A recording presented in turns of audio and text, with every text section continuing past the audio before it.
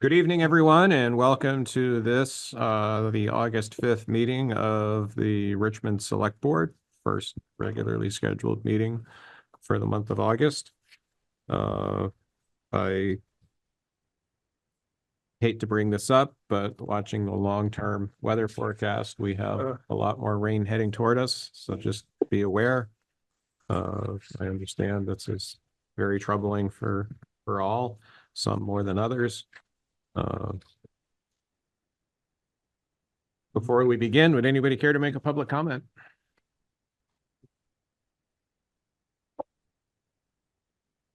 Jeff. Hello, Jeff Forward. Among other things, I'm the town energy coordinator. The first thing I would ask you to do is, can you make it stop raining, please? We're trying. You know, Sound like burning. somebody's got to do that. I don't know. Last week, we had an energy audit done on this building. And that's part of the Municipal Energy Resilience Program, which we hope to apply for a grant for. Even if we are not awarded a grant, it'll have a lot of useful information in that. We won't get that until they said the end of August, might be early September, but that'll be coming. One piece of that will be a cost benefit analysis of putting solar on this building. The town center committee determined that we could put solar on this building. The question is how much and how would it match what the usage is in the building? And they're doing that analysis. So one thought that I had is, I think it would be a really good use of ARPA money to put towards something like that, or some reserve funds towards that. We're probably talking, when we looked at it at the town center committee, we were looking at about $100,000, 30 kilowatts or so.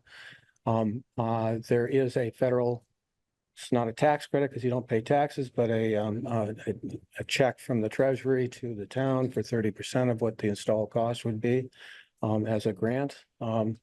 And using reserve monies for that type of project would have a very direct return on investment. So I saw that you had some discussions on ARPA tonight, so I thought I'd just bring that up and bring you up to speed on that. I hope to come up with a proposal for you sometime next month on what it would cost and how you might be able to move forward on that. So I just thought I'd bring that up. Okay. Thank you, Jeff. Sure. Kara? As a current member of the Town Center Committee, I think any request about the Town Center should go through the Town Center Committee. And that I don't think they should go directly to the Select Board as far as using ARPA funds for anything related to the Town Center. I appreciate that there's an energy audit going on. That is something that was a question by the Town Center Committee and has been an outstanding question for a number of weeks that we're unaware of. So that's great news to hear that there's something happening that we were unaware of.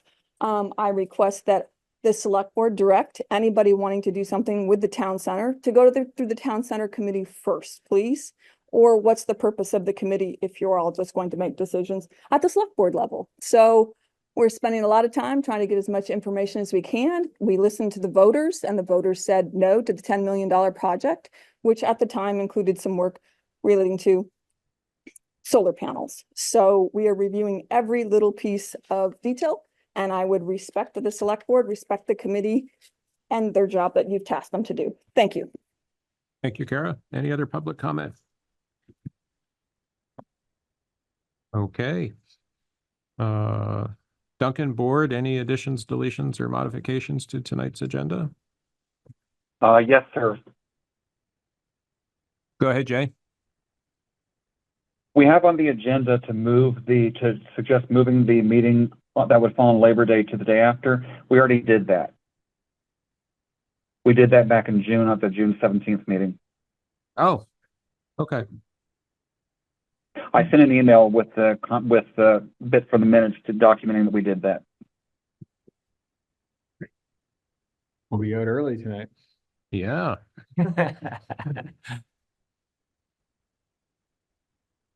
So with the board's permission, I'd like to strike item L from the agenda. Agreed. Makes sense. Jay, thank you for pointing out that we are so efficient. We've already taken care of that. You're welcome. Okay, moving into items on our warrant agenda, moving into 3, Section A, update on flood recovery and flood-related discussions. Before we jump into this, I just want to, go ahead. I just wanted to ask if we'd add something at the end, about Oh, the yes. committee, membership size. Yes, It would help them greatly in reaching quorum if we can reduce the size of the committee from 17, from 15 down to 9, I think is what they asked for. we can talk about it tonight. I don't know if we Right. can take action on it since That's we fine. didn't warn it, but Right. we can talk about it. So, We should do that. L will be discussion of changing the size of the Trails Committee. Trails or recreation? Trails. Trails, okay.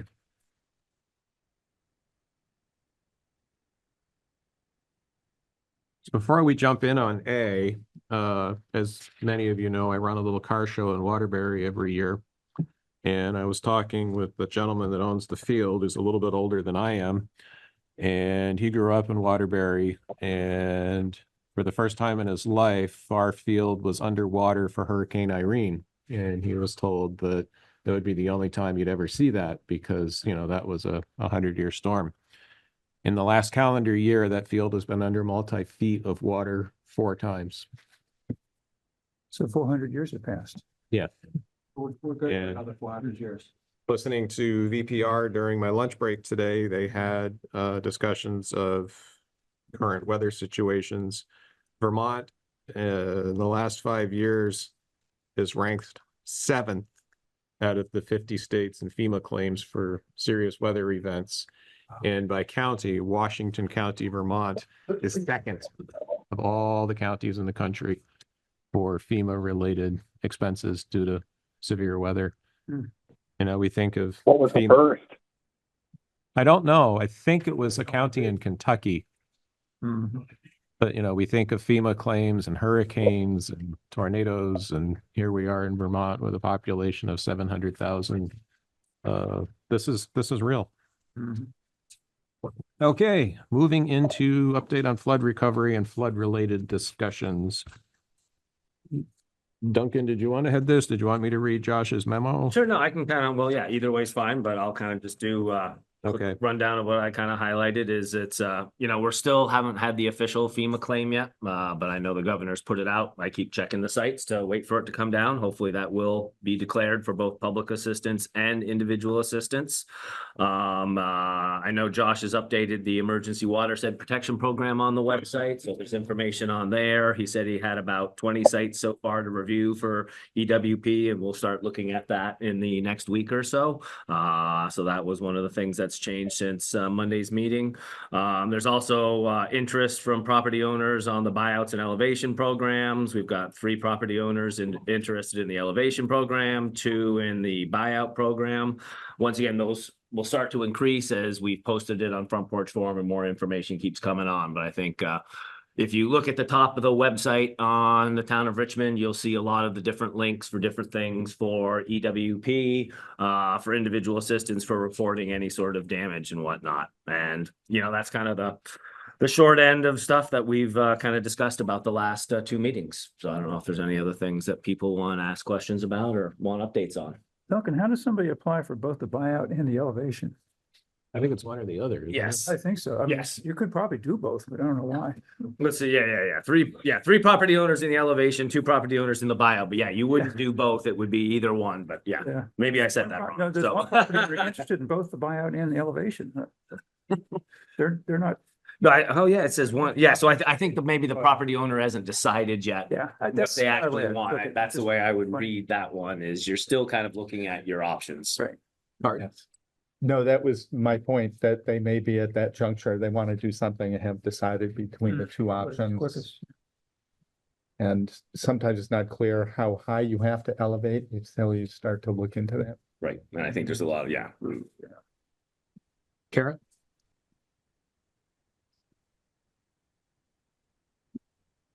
Carla Bounty. Have you heard if they're doing any, is the state doing the 25% match, so it's 100% matching funds, or is it still a 75 FEMA I think we have 25 to wait. property It owner. would be, I think, 75-25, but we still have to wait for the official declaration anyways. Correct, but is the state talking about providing the 25% anywhere? That's, because sometimes they do, so I'm just asking if you've Yeah, heard I anything. don't know. I'm Yeah. looking at the memo. Yeah, I thought I saw something. I don't have a copy of the memo, sorry. And that's fair. The state is covering the 25% match for eligible elevation projects, which makes elevations essentially free for the homeowner. It didn't say anything about buyout, but I recall there was discussion about buyout at fair market value also.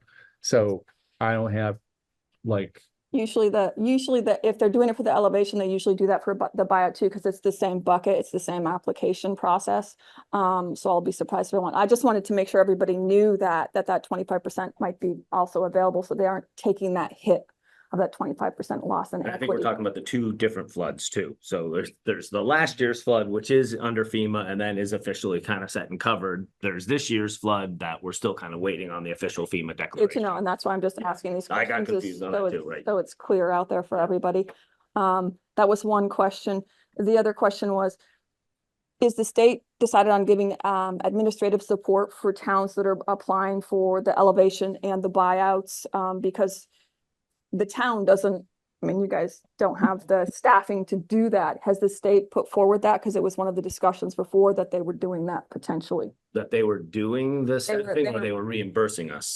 They were actually putting together a potential state administrative staff to do that because Oh. it's gotten on such a large scale. I'm not aware of anything, but I could be Okay. wrong. we with could put that. that on a Yeah. question list Yeah. for Josh to follow up Yeah. on. If- Josh has been sort of lead on this, so it's If you don't mind. And then so if the state doesn't have that administrative role that they were potentially considering, is the town staff able to help the community who is doing the applications and stuff like that? Tentatively, yes. You know, whatever their requirements are. Okay, so just to let you know, Lisa, because you weren't here before, it's a FEMA application. You have a copy of it. You've done a buyout before, so you have the paperwork. It's not that difficult to do.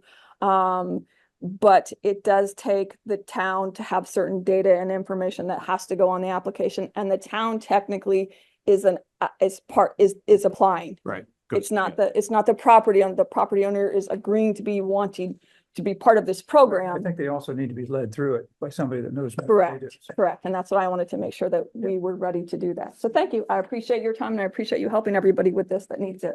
Thank you, Kara. Yes. Go ahead. Yes. I'm Susanna Zeveloff. I was looking up this program called Community Resilience for the Waterbury area. Have you all heard about that Mhm. program? I was just wondering if it's possible for us to link up with them because it seems like they are organized and they have a lot of resources. And it says that if you live in Waterbury, Duxbury, Bolton, Moortown, or Middlesex, we're here to help. And we're so close to Bolton. So is there any reason that you know of why we're just like a little bit out of the bounds for them? The short answer is I think they got hit so much harder with Irene and going forward. Uh-huh. But the long answer is that's a great question and I think it's worth following up on. Okay, I actually emailed them and didn't hear back, but I wondered if the select board reached out to them, if it would sound more official.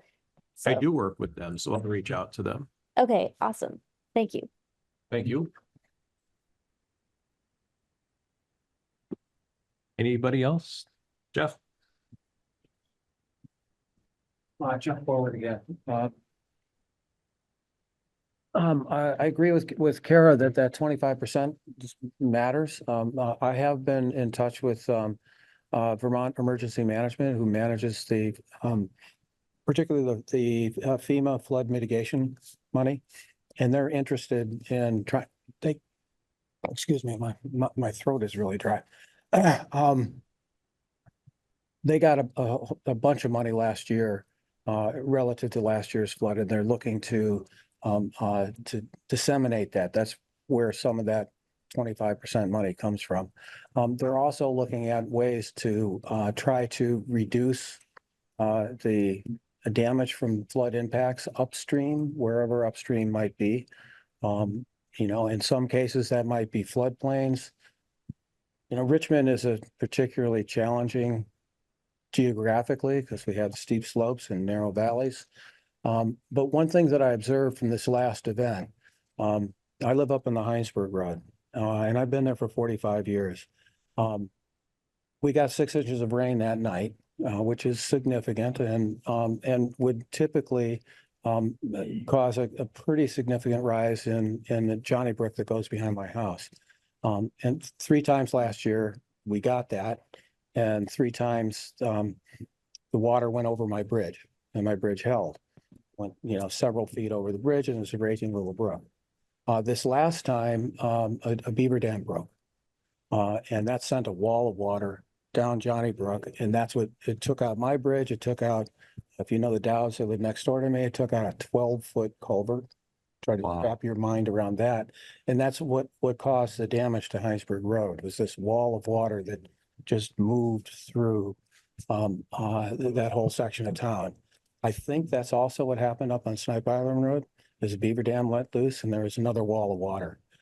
It occurred to me that it's not just rain, it's these beaver dams. And we have a kind of a successful example of a way to manage beavers on the Heinsberg Road, the one that's right on the road. There's a baffle there that keeps the water from that beaver dam going over the road. My suggestion would be is to investigate what measures could be done to beaver dams to reduce the impact, from these significant events when they let loose. Is there, I don't know what the measure might be. I don't know if a baffle would work or not. Is there, every site would be different. But it seems to me that these 2 beaver dam events are what caused the majority of the damage in town. And that might be a place to focus for mitigation measures. Last meeting, Pete Gosselin spoke about that, and beaver are a lot smarter than they look. Oh, yeah, I mean, no, they'll plug up, there's a beaver dam drain, whatever it's called. Beaver deviator. Yeah, and they plug it up so it doesn't work. yeah. They actually, within a day, they'll stuff leaves or bark or whatever into it and it stops working. And do it again, they'll do it again. They have nothing else to do. It's their dam, so they just wait for people to bring these along and then. It works on the Heinsberg Road. That baffle works. It's been in place for what, 15, 20 years now, and Must be a pretty good it's job. done something. I don't know, That's great. If they would work. they'd Well, be great. I'm wondering if, at the beginning of the season, you might bring down the level of the dam, Mhm. just try to keep it lower, but I don't. David, my question is whether we could fit what we think of as beaver dam investigation mitigation into the emergency watershed protection. Sort of, we can hook that wagon to that horse. Mhm.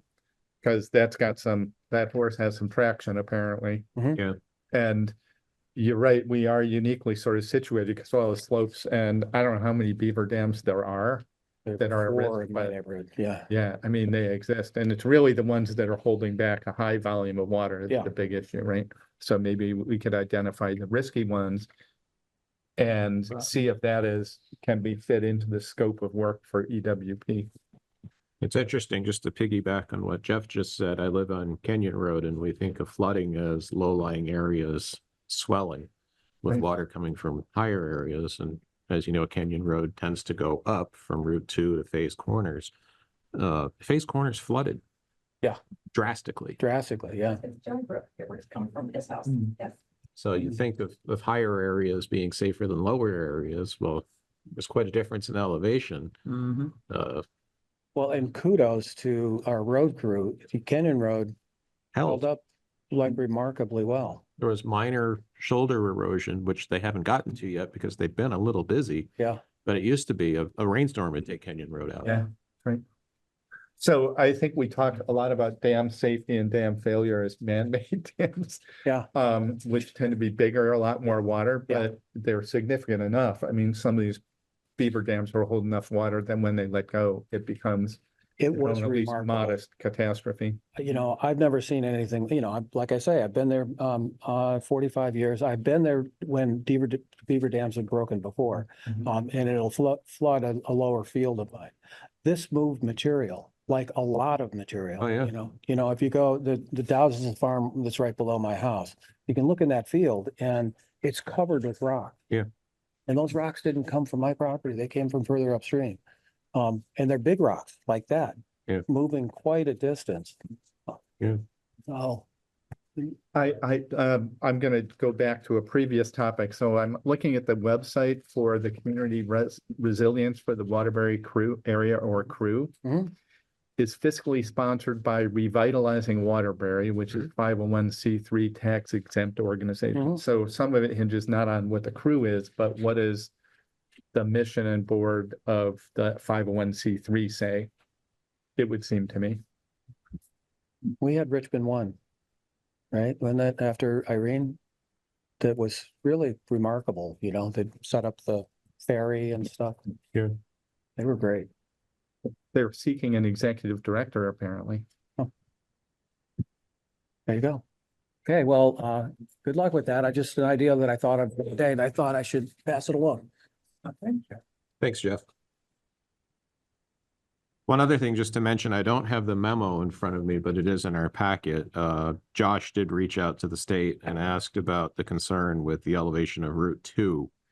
The state said that the overall elevation of Route 2 was increased by about 3 inches to create crowning on the road for watershed.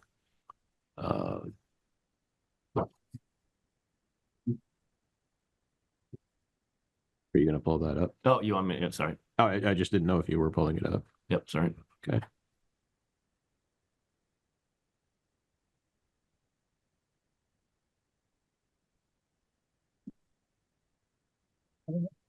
This is the one I believe you wanted. Yeah, this is in the packet Yeah, it's posted on on the there. Yeah. website.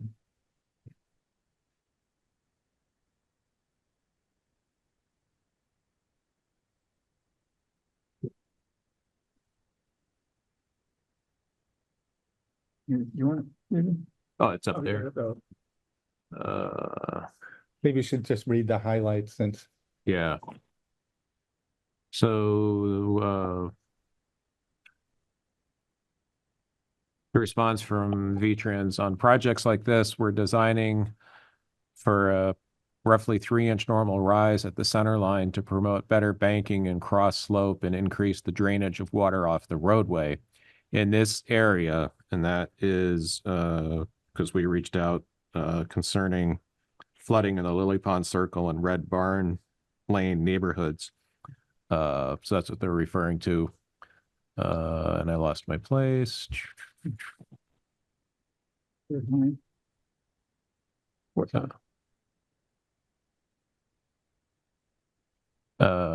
In this area, the finished grade at the center line varied between roughly 3 inches over the existing grade near Red Barn Lane and down to the same grade as the pre-construction height at Lily Pond Circle. We also improved the banking through the section, which resulted in a slightly higher outside of the curve and slightly lower inside. The general shape of the roadway was installed last summer and would have been about 1.5 inches low at the time of the 2023 flooding, as we were waiting on the wear surface to be placed. There is an existing cross culvert to the east of Lily Pond Circle, which was unaltered with this project. In addition to the bridge at Snipe Ireland Road and the mentioned culvert, there's another cross culvert 450 feet east of Lily Pond Road, which was unaltered as well. There were no new cross culverts installed in this area. So.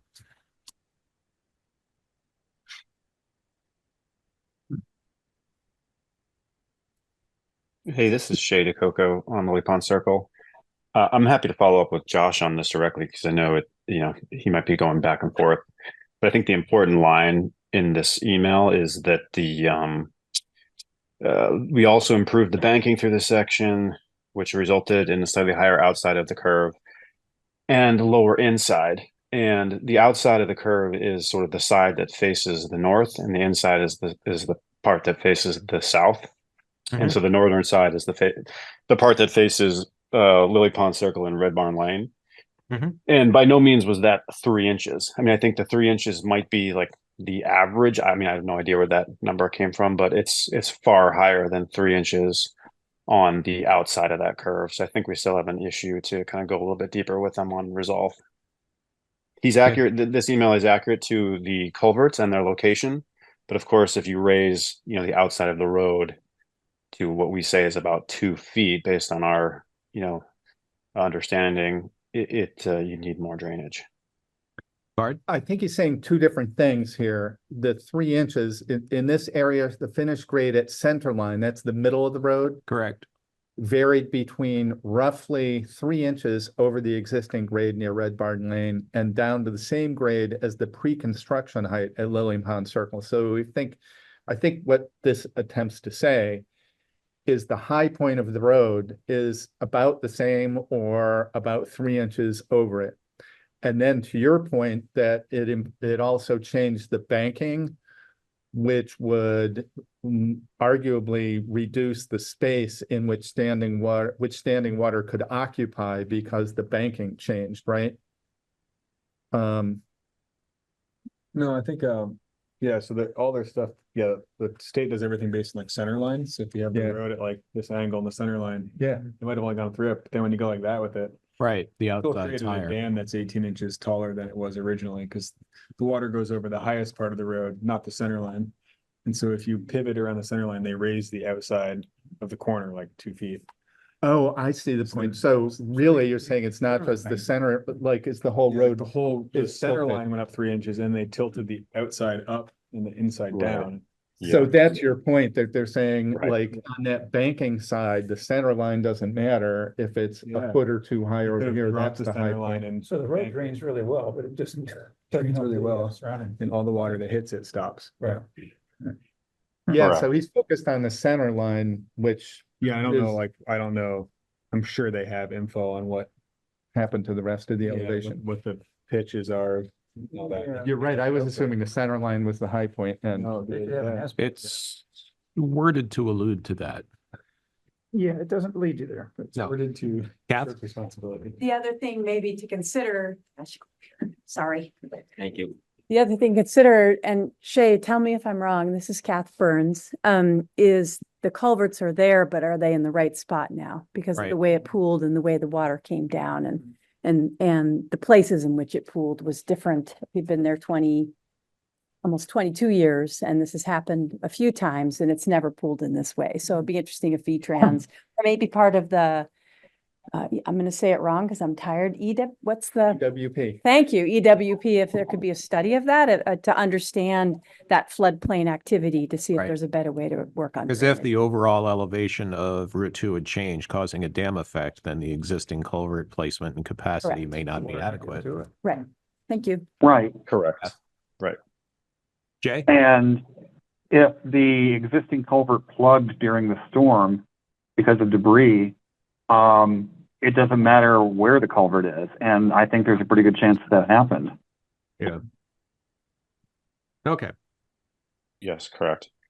Thank you for Anything else being the on bottom. item A? Well, the final thing I'll say is one of the things we observed in multiple places was the culverts get jammed with all sorts of floating debris and cease to function. So there Right. could be World isn't gonna work at all. So there's a variety of issues there potentially with Route 2, and so it sounds like it may be further discussion whether we can fit that in scope for EWP or not. Yeah. That if it's now impeding, let's guess that like 100 years ago or 200 years ago, it was before the interstate, water was just coming up down the hill and across the field, right? In the dirt road. And now it's all been shaped Mhm. with different elevations. Go ahead, Kath. And similarly, since we're on Route 2, at the end of the last meeting, we brought up our conversation about drainage down here into the village and another property we own. I don't know if it's possible to follow up with V-Trans around their work. Pete had mentioned it, and that man's a saint, but to follow up on their work, can they divert some of the drainage off of the highway so it's not all coming down the same place into town, down Tilden, into our basement and beyond? We were actually working on that before all of this. Right. So that's We great haven't if they're, forgotten. no, I know. I just didn't know if Yeah. that could be formalized with them. He's Thanks. actually was meeting with them today and tomorrow morning about that. Oh, thanks. Yeah. It's great to know. Yeah. So Shay, to follow up to your point, we will follow up, I'll have Josh follow up with V-Trans about the points you raised and the clarification that, that Adam pointed out. And I'm not going to pronounce this correctly, but the person from V-Trans is Matt. Bogatek. Thank you. You're more than welcome to reach out to him as well. Can you see his phone number there, his contact information? Yes, no, I have it. I have it now. Thank you. Oh, And this is posted on the website as well. yeah. Okay, thanks. Anything else before we move on? Okay, so now that we've discussed the problem, moving on to 3B, discussion of financing options for flood recovery expenses. Connie, are you ready to go? I am ready to go. Heading into this, I do want to say I've already heard conversations about spending reserve money. And what a lot of what I'm going to say now hinges on what the select board's decision is going to be in regard to us borrowing from our reserves to pay for this disaster. In which case, we're still going to need other money to get us through it till we get reimbursed by FEMA. But if we decide we're not going to use our reserves, that number is going to climb drastically. So since the last meeting, that was what, a week ago, I've had conversations verbally, writing with TD Bank, Union Bank, Northfield Savings Bank, and the Bond Bank. And here is where we're at this point. TD Bank still does not offer a line of credit to municipalities, so that's off the table. They have suggested a ban, which is a bond anticipation note, but that hinges on if the bond bank ends up pulling something together that we're able to even apply for, and that depends on if the state authorizes them to pull state funds to loan to people. That has not happened yet. That did happen last year. I want to say it was around the end of October. And at that time, what they offered was 1.3% loans with deferred principal for 2 years, basically to carry us over till FEMA money started coming in. Who knows when the FEMA money will start coming in? Yeah. So that leaves TD Bank out of our solution and Bond Bank out of our solution until more decision has been made. And part of that hinges on this being declared a FEMA event. So then we looked at lines of credit, which Union Bank and Northfield Savings Bank do both do. That would go for a year. And Go ahead, Connie. sorry. Okay. With Union Bank, they're saying they could do a line of credit for up to $3 million. Already missed 2 Kath Burns appearances on me. Sorry, that's distracting. It's all set. So they would offer us a line of credit for $3 million. We would do it for a year. Now with the line of credit, what would happen? We've done one before and we didn't use any of it. So at the end of a year, we went back and we said, hey, can we extend this another year? And they said, yes.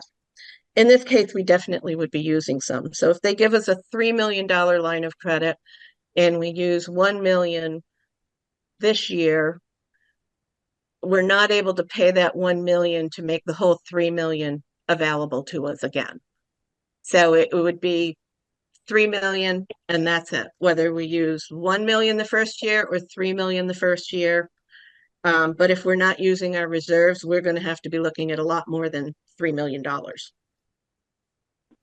is it Union Bank you're talking about? Yes. This was Union Bank. And right now they're offering 6.5%. Ouch. Yeah. They also offer what's called a term note, and that's 6.25%. Little fuzzy on the difference between their term note and their line of credit. They're very close to each other. And then we went to Northfield Savings Bank and they were offering a line of credit for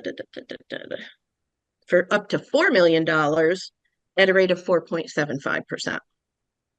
Wow. So certainly, I mean, in my opinion, we got to decide, are we going to use reserves or not? I have started pulling together a list of the reserves. What the auditors said is it would be up to the select board to say, which reserves are we borrowing from first? So I'm putting together a list. So it may be we use the bridge and culvert reserve first, or maybe we use ARPA reserves first. And then then the next piece to that equation is, which one do we reimburse first when the FEMA money starts to come in? So that'll be basically a two-part resolution. I'm going to hopefully within the next 2 weeks be able to sit down with department heads, because this involves our capital plan. We don't have much going on in fiscal year 25, only one piece of equipment for $40,000. But then when we get to fiscal year 26 and 27, we have dump trucks, pickup trucks, fire trucks, and those are all going to be very high ticket items. So I definitely need some input from department heads on that. And also when the time comes, you know, like the town center committee, it's going to have to weigh in on that. The building committee, you know, or solar panels. You guys are going to have some tough decisions to make as to, are we using the reserves we have, or are we going to borrow, and the borrowing is going to cost us more money? Jim Feinson is on the call, I believe. Jim, do you want to weigh in on this? Connie, I'm just going to pause you right there for a second. Bard had a question. He's been patiently raising his hand for a few minutes now. So Bard, go ahead. Okay. So if, I think a crucial question is how much money do we need? Because if we needed 30 million, just putting that out there, that our reserves would be hopelessly inadequate. So can we start with an estimate of how much we need? Because one scenario might be it's not either or, but a combination of reserves and borrowing. But for context, do we have at least an estimate of total dollars that we need for flood costs? Well, just to follow up on Bart's question, do we know how much it will cost? And also when? We've got some bills coming due pretty quickly. And we also have some bills that we know will be coming due, but we don't know when. Okay, so right now we have a little over 3 million in reserves. They're tied up in CDs. One is maturing next week. One is maturing in September. We have the cash flow if we're going to use our reserves. Pete feels by the end of September, we'll be looking at 2 million, just by what's accomplished by the end of September. And it could go as much as another 1.5 million in the next year, year and a half, depending on if there's a bridge that has to be dealt with. So if we have 3 million in reserves, and if you guys decide, no, we're not going to borrow or against our reserves, we're in the red by the end of June. And by the red, I mean, no bills get paid, employees don't get paid, nobody gets paid, because we have to remember over 400,000 of our unassigned funds is already going towards this year's budget. So we feel that we won't feel that pinch until the last quarter of the fiscal year. Connie, maybe I wasn't clear. Like, do we know, are we saying we need 2 million? What is the actual cost of flood damage to the town? Pete is saying 2 million by the end of September and possibly another 1.5 million in the future to finish all the damage. I don't know if that means 2 and 3.5 million. Correct. Well, no, Pete's saying we know we'll have 2 million spent by the end of December, and he's predicting. No, by the end of September. Okay, September, and the whole thing he's predicting will cost at least 3.5 million. So 2 million by the end of September, which is next month, and 3.5 million total. So trying to be really clear here, 3.5 million in the current fiscal year for flood expenses related to this flood. Right. Kara? And what she said is 3.5 million if you replace a culvert with a bridge. That was the key piece. So that's the fluctuation between your variation between your potentially 3 million or 3.5 million is having a bridge put in a place where a culvert was. My question is if the interest rates that we're earning are above 5%, but we're paying out interest rates at 4%, Wouldn't we be smarter to sit on all of our money, earn an extra percent and go with a line of credit if we're only paying interest on what we've drawn from the line of credit? So we're only paying, we don't need to draw down money if we don't need it. Right. So we're not paying any interest out until we're actually needing to use the money. So you might have $1 million by September, bills might not come in until October, November kind of thing. Then if you don't start your work in the spring for your other work of your bridge or whatever else you're gonna do, Right. Well, you're potentially earning money Right. on your reserves while you're, have a line of credit that has a term to pay back. Right. That I'm if, saying we need 2 million by the end of September. correct, but the line of credit gives you 4 million, whatever you need to draw on it. Right.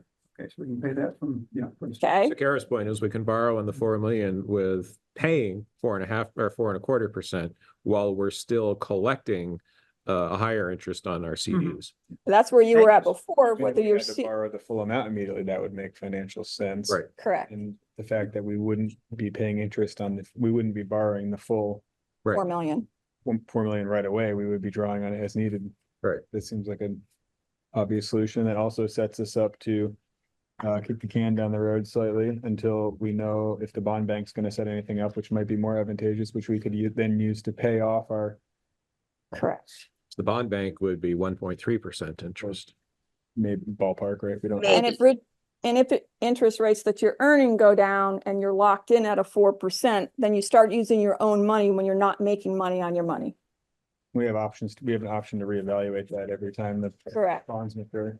Now, I So- don't know who watched the news today, but interest rates are certainly going to go.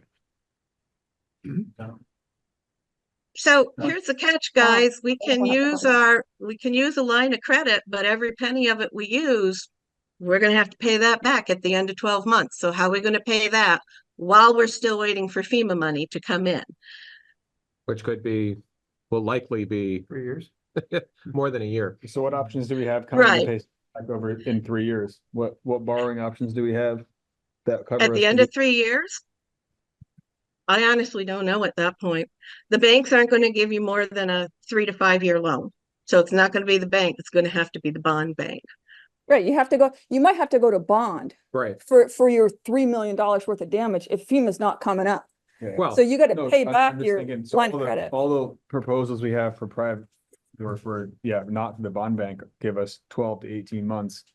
We know that's not gonna be sufficient, even if FEMA money does come through. right. So what are our options to actually get to the 3 years where we either go bond it or? Bart? Does that make So- sense? Yeah. We know I once have to read. Bart, I so- have an opinion before we start hang on going down this second. road. Hang on a second. Bart. So my sense from listening to the governor's speeches and people in the executive branch and legislators, they're looking at this saying a bunch of towns got whacked, like Plainfield, Starksboro, Huntington. They are so far out of scale, their damages. And you get a sense that the state and feds are saying basically somebody's going to have to do something because these small towns are not going to be able to bond their way out of this problem. They're going to have to like stop doing everything just to pay their bonds back, which is not plausible. So I think we have a challenge of timing, that it seems to me there is motivation, but not clarity about exactly what will that look like between FEMA and state government. I thought state government just made a decision to spend like 5 million out of a recently created emergency fund, which kind of a drop in the bucket, but it's a start. To me, that's illustrative that there's starting to be momentum to deal with these things. So I feel a little troubled that I think we need to come up with a plan recognizing, from at least where I sit, that I think there will be action at state and federal level in the next 6 months to help small towns like us that got really whacked. And so that's where I started to think that we're looking at an interim 12 to 18 months kind of makes sense to me, to bridge between where are we today, we got to pay our bills, and we're waiting for sanity clause to show up. So you're thinking that the actual cash would potentially show up sooner than the 3 years we kind of expected from FEMA last time? Well, because otherwise towns are going to go bankrupt. Starksboro and Huntington will be bankrupt. Do we have any receivables for FEMA right now from the previous flooding? Not yet. No, do we have, what is that amount that's outstanding for yes, them to yes. pay us? How much is that? Can we put pressure on them to pay us? 600. We're doing our best to How push it how much through. is it though? I think it's around 500,000. Yeah, it's gotta be Five or at 600. least that. 500. Well, I want to let Connie finish, but before I do that, I just want to add to what Bart said. So Bart, everything you're saying is correct, but that was before St. Johnsbury and Linden got wiped out. I actually think that That that helps makes our the case. problem, it actually much helps the worse. case. All these towns. Yeah. No, I St. was saying. Johnsbury gonna go bankrupt. I mean, that's what they're looking at. Potentially. Yeah. Like, and I don't think the state or federal government's gonna let them go No, bankrupt. I was just saying that, yes, they were going in that direction, but that was before, well, these recent damages. Connie, go ahead. So my recommendation is, first, we don't act on this right now. We wait till the end of October when we hear what the bond bank has to offer. I'm gonna guess it's gonna come back something very similar to what they did last year, and we have the cash flow to hold on to until then. But Okay. while we're doing that, just in case, I think you do need to strongly consider borrowing against our reserves. We've had a lot of comments about how much money we have in our reserves. Well, now's the time we can utilize that cash flow. And to do that, we do need a plan of which reserve in which order and which gets paid back when FEMA comes in. And Josh and Jim, the elected treasurer, and myself has all discussed this at length. So I'd love for Jim to weigh in on this. Jim, go ahead if you're ready. Well, sure. Well, the question is, what action is needed tonight? And I think what Connie has just outlined in the simplest form is the action is that we're doing work on if we want to use our reserves and what order we'll do them, and that can be presented. But I think in the interim, we have $1.6 million sitting in the bank right now. We can fund things for right now. We can buy time. I recommend we get approval for a line of credit. Anytime we can invest higher than our cost of borrowing, that's a smart thing to do. My experience is you won't find that you can, CD rates will not stay at a place where you'll earn more interest than what you'll pay in interest. But if they have that case, then we'll do the smart financial decision and use the cheapest funds. But for now, I think, as Bart says, there's going to be a lot of movement to make low cost or no cost funds available. So I think stalling is our best option. Thanks, Jim. Connie, you said you don't know how much we need to pay our bills, say for what, the next 3 months or so? You don't know what that number is? Is that correct? The numbers related to the flood, both Pete and Josh say 2 million by the end of September. We already have several $100,000 worth in tonight's warrants. Yeah, okay. And at the same time, we'll also probably be paying about 2 million in education taxes. So although we have good tax money coming in, which we have a lot of people paying for the entire year, we'll be hit with, those are two very big numbers. Oh, yeah. Well, we've got to pay our bills as they come in, and, there are people who need to be made whole out there that we can't put off. So, Yep. So whatever it takes to do that is what we have to do. And beyond that, we've got some options. Right. We have the cash flow right now, and we will have the cash flow for many more months. So, David, to Jim's point, does it make sense for us tonight? Is it prudent to approve a non-revolving line of credit, the Northfield Savings Bank? If we don't use it, we don't pay anything. If we need it, it's there. But I guess the question is, do we need it like in the next few weeks, or can we like continue the conversation for 2 or 4 weeks? I'd like to defer to Connie and Jim. If Yeah, they it think sounds we like should they're- take action on that tonight, we should. If they think we can comfortably wait 2 weeks and bring it back. True. Thoughts? Well, rates should go down a little, if anything. They shouldn't go up. So. We could, Jim, Connie, what are your thoughts? I think you can wait. To do the line of credit? Okay. Yeah. The approval will be very quick. We should just investigate, Connie, be certain we know all the origination fees, that there's no unused capacity fees, and have all our information. But I think the action will be pretty quick and we can wait a couple of weeks. Okay. Thanks, Jim. Jay? I was just gonna say, yes, I think we should wait. Among other things, we'll wait to see what the bond bank is gonna offer. Yeah, We're in a dynamic situation, it seems to us. and I hate to say it, but we could well have more expenses to deal with 2 weeks from now. Yeah. So do we It's regular table this frequency. and bring it up again at the next select board meeting? Yeah, if Connie and Jim are saying that gives them enough breathing room. Mhm. Jay, your hand's still up? And you want me to continue going down the path of what reserves we might look at in what order and what Yeah. reserves? If you go down the route of we'll borrow against ourselves. Yes. Okay. I think short term, while the rates are inverted, that would make sense. But like Jim was saying, that's not going to last forever. It's an anomaly that you can borrow money for less money than you can invest it for at the same bank. Mhm.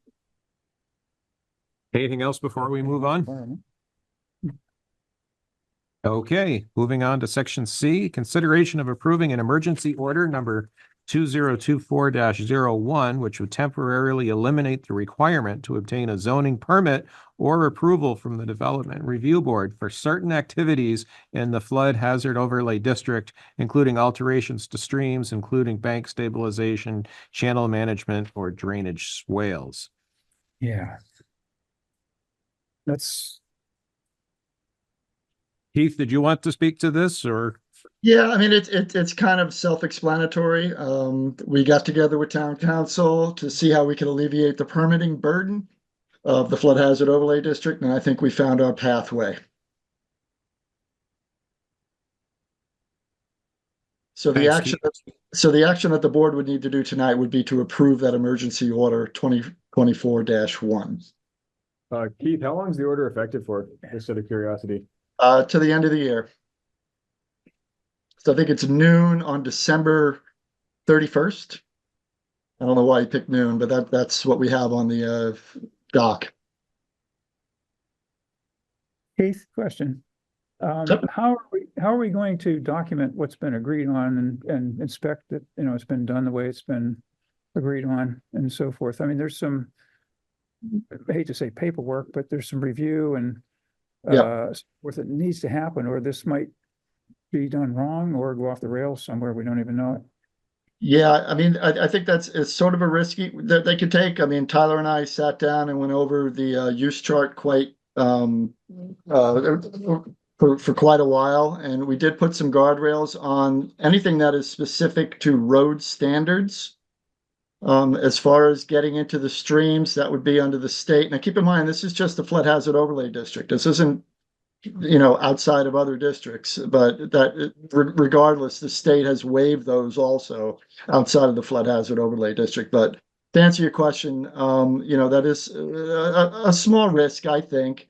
But our focus is that we have plans when we're dealing with the anything with the roads, anything with our standards.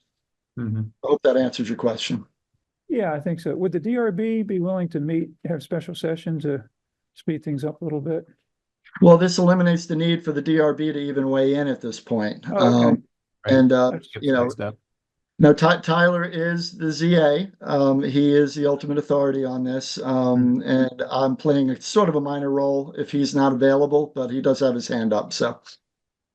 Yeah, when you're ready, go ahead, Tyler. Yeah, Lisa, and your point's well taken. I think the point of this is anything, even if it's emergency related, I haven't permanent emergency one. Typically, you need at least a minimum of have something warned for a minimum of 15 days in order for you to go to the Development Review Board. And there's certain standards in terms of what you have to provide to the board in terms of having professionally engineered plans and a whole host of other things, which take time for an applicant to put together before the board can even really review it.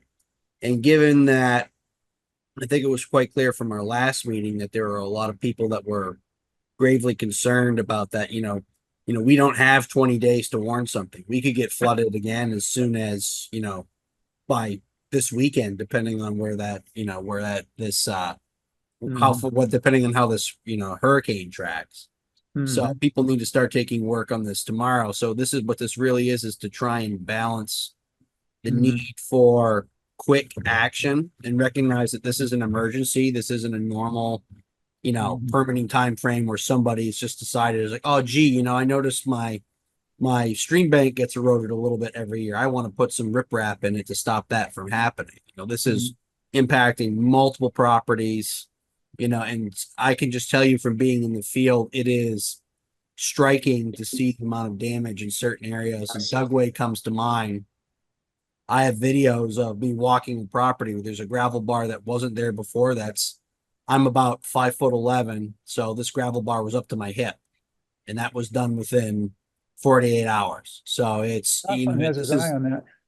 so that's kind of what you're really what you're dealing with. So and Connor, what I'm concerned about, and I, this is kind of we're all going to put the expertise that we have collectively and, the best we can do. I just worry a little bit about somebody upstream doing something that makes a lot of sense to them right there. Downstream makes the problem worse down there. And then they do something that makes it worse over here. Right.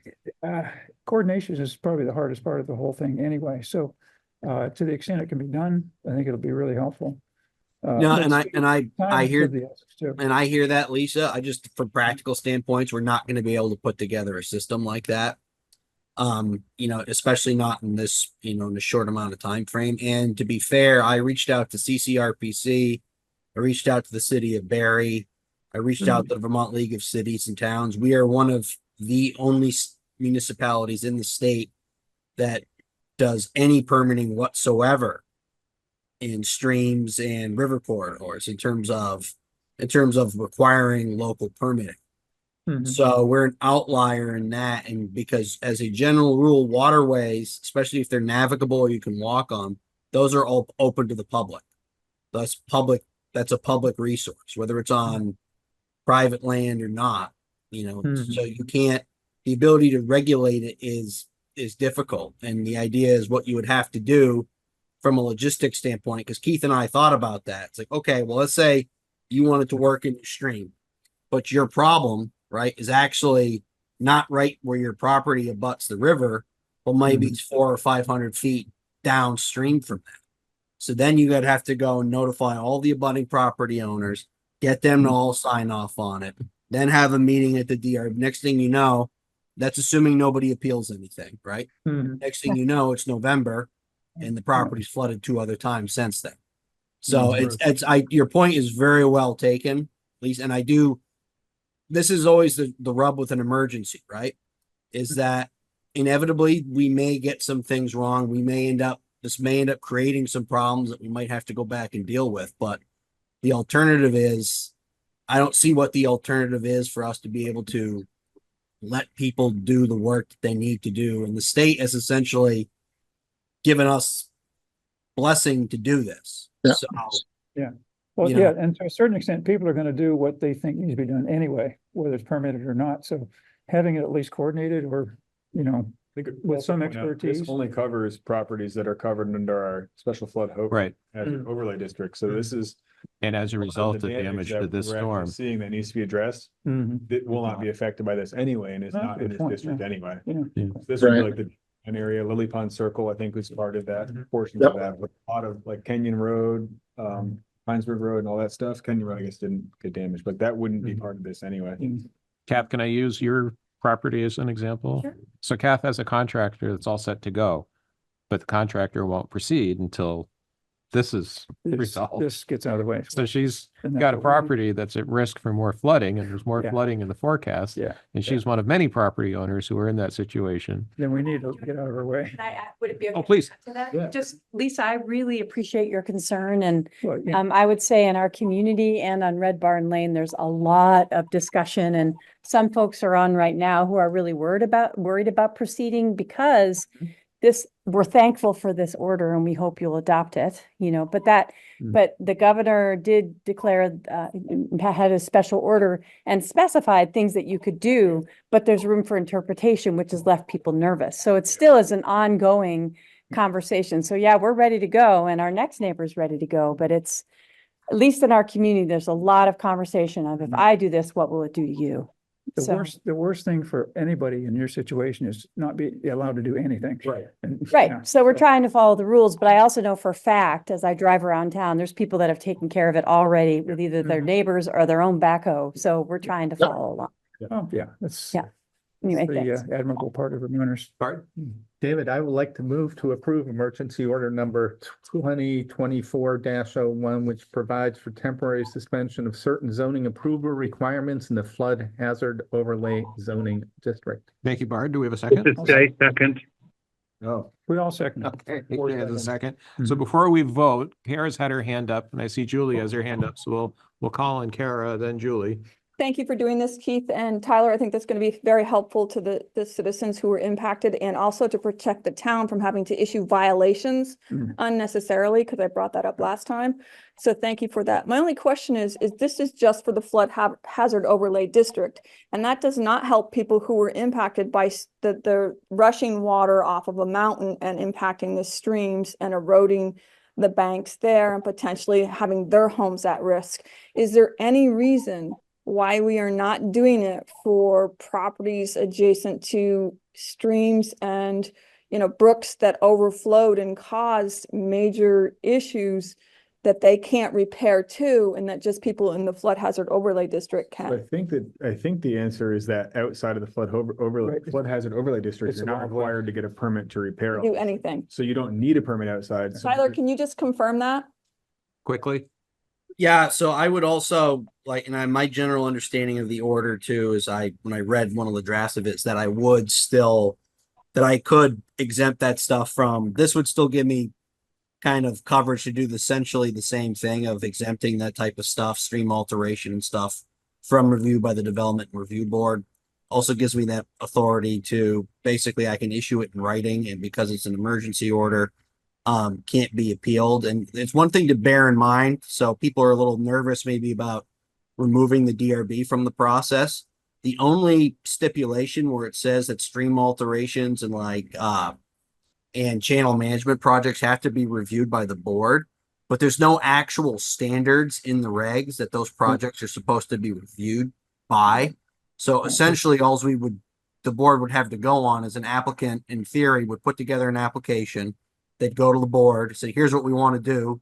If it gets signed off by the state, the board has we have no town standards by which we would review that project. So they would essentially just say, yes, this looks good, or no, it doesn't. There isn't like, we don't have a section that says any channel management must have X, Y, or Z in it. So it's really just removing kind of that bureaucratic step of having to put the application together to go to the board for them to basically say yes or not have any comment, and then come back. It's essentially what's intended to do. Tyler, I just want to confirm, you are saying this is giving you the emergency power for outside the flood overlay district as well, for any streams and brooks as well, so that everybody knows that. Is that correct? That's my interpretation, yes. Is that how the select board interprets it as well? Yes. Or does it have to be built in any way differently?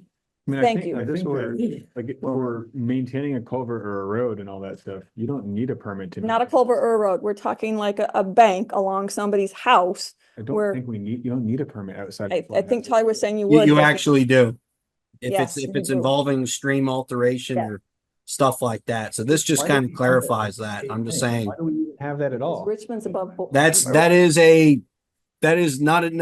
a very interesting question, not necessarily one we're probably going to get an answer to tonight, but that's added to the list of other things that we're working on. It's always a work in progress, this Not good to document. be So. special. So I'm gonna recommend, now that we've moved and seconded, first in the third whereas, there's a typo.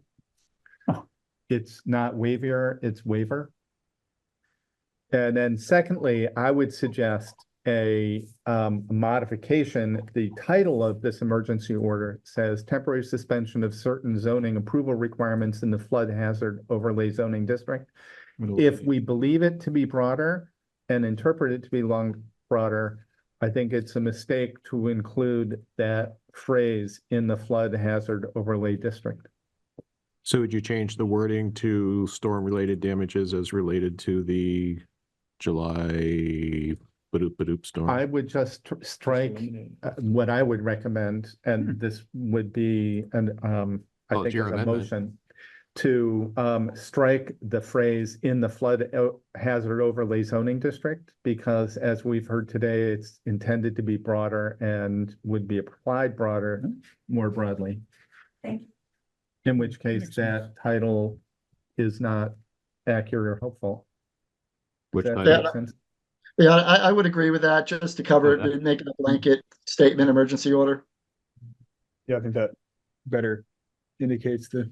And maybe what we could do too is one other thing, because as I'm trying to look at this again, it does specifically mention alterations to stream banks in the flood hazard overlay district. Maybe what we could also do is just carve out and make it explicit that this maybe applies to stuff that is in both in and outside of the flood of the map flood hazard overlay district. So there's just no ambiguity on that.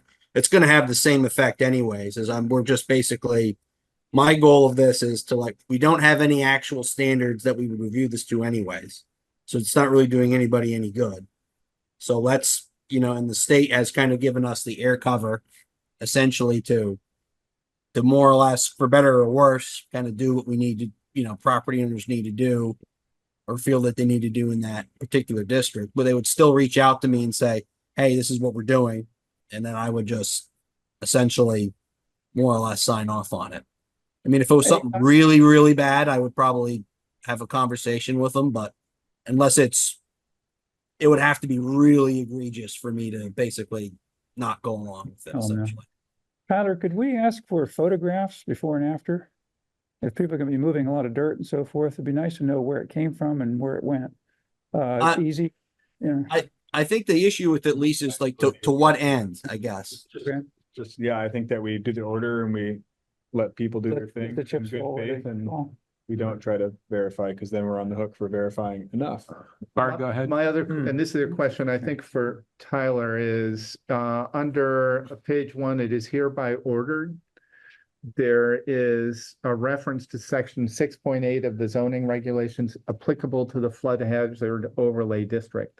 Mm. We need to modify that Yes. phrasing as well. So if we put after development review board, approval from the development review board, Just leave that whole if we put phrase out. including in section, just to. I Yeah, don't know. you could say, maybe say specifically in section 6.8 or in any other section where it's mentioned, essentially. What if we just strike again? just I take it think out. brevity is, Zoning regulations. just say the requirements to obtain a zoning permit or approval from the DRB are hereby suspended. That would strike in section 6.8 of the zoning regulations. Yeah, because you just want to be careful that it's not speaking to all DRB approval for stuff that's not like directly tied to flood stuff. That's the only thing. I think we just want to make sure that we're not. I don't think that phrase is helpful in that regard, though. It only is specific to the zoning regulations. It's not the reason for it. It's in section 6.8 applicable to flood hazard overlay district, right? And elsewhere, Maybe it's just an add-on because the flood hazard overlay stuff is going to cover 90% of what we're talking about anyways. Yeah, please don't remove section 6.8 from this. Don't. Do not. Do not, okay. I agree with Tyler. Just do an add-on, something to the effect of, and any other applicable zoning regulations.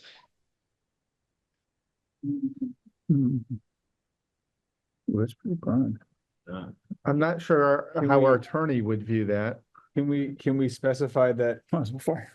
in and covered and not covered by 6.8, so it covers the alterations of stream beds and all that explicitly, and then it seems like under it is hereby ordered, everything that falls under 1 can only be exempt, right, if it is in the flood hazard overlay district. Well, then I think what you could just do is if you go down and maybe in the hereby ordered, you could add another one for any like stream alteration stuff that falls outside of the flood hazard overlay district, the same order applies or something to that effect. That just makes it clear that we're talking about.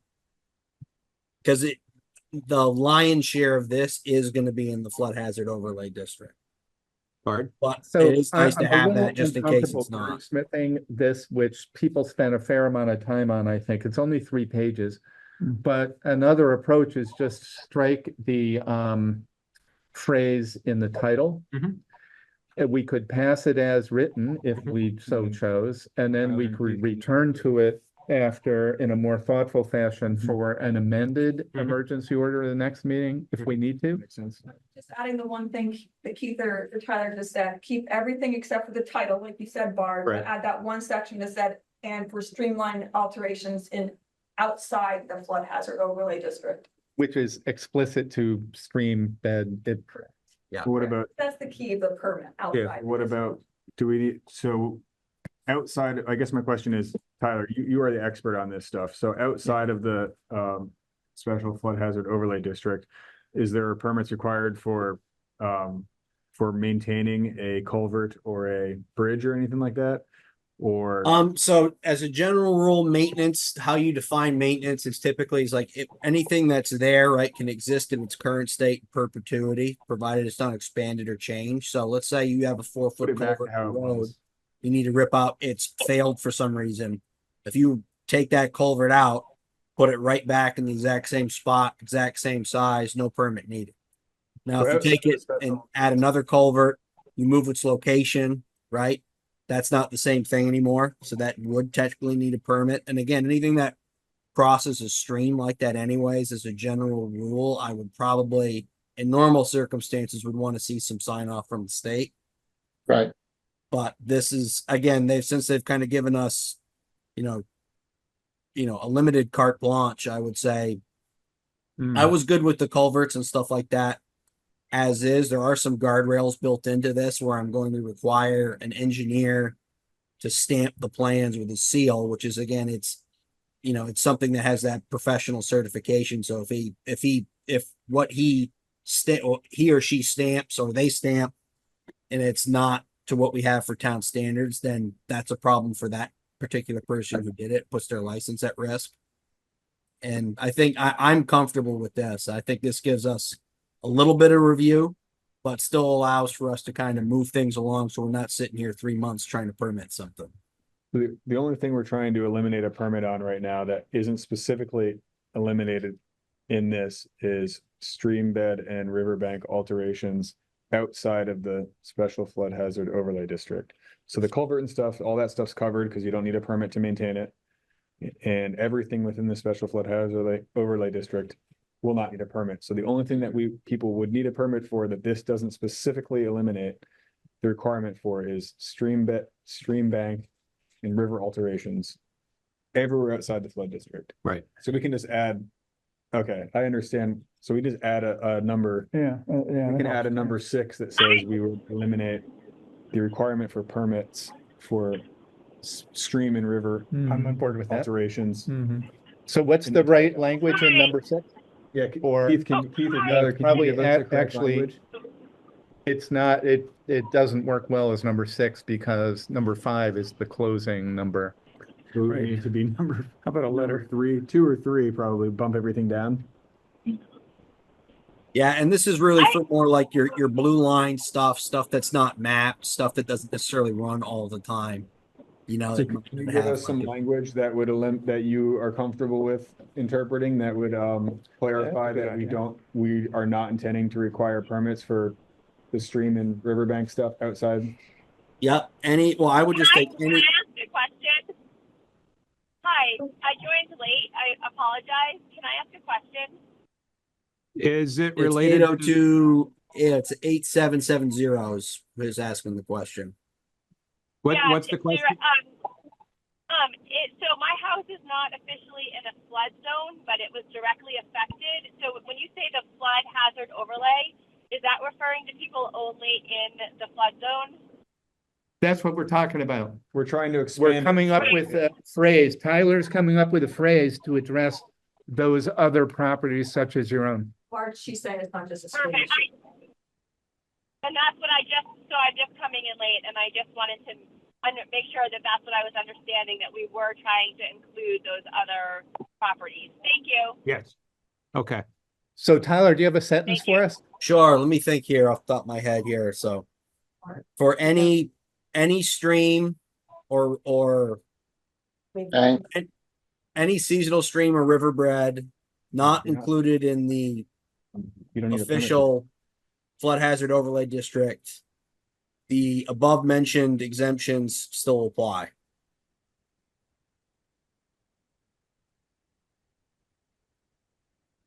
What was that last part, Tyler? The Above mentioned exemptions still apply. conditions still apply? Sorry. Conditions still apply. Yeah. Yeah. I think you said, did you say conditions or exemptions? Exemptions. Exemptions. And overall is a typo up in Yeah. the, Thank you. Can you put waiver here? and there's a hand up. Oh, and saying- it's stream or bank alteration Or any stream or bank. Yeah, she's been or patiently. channel management project.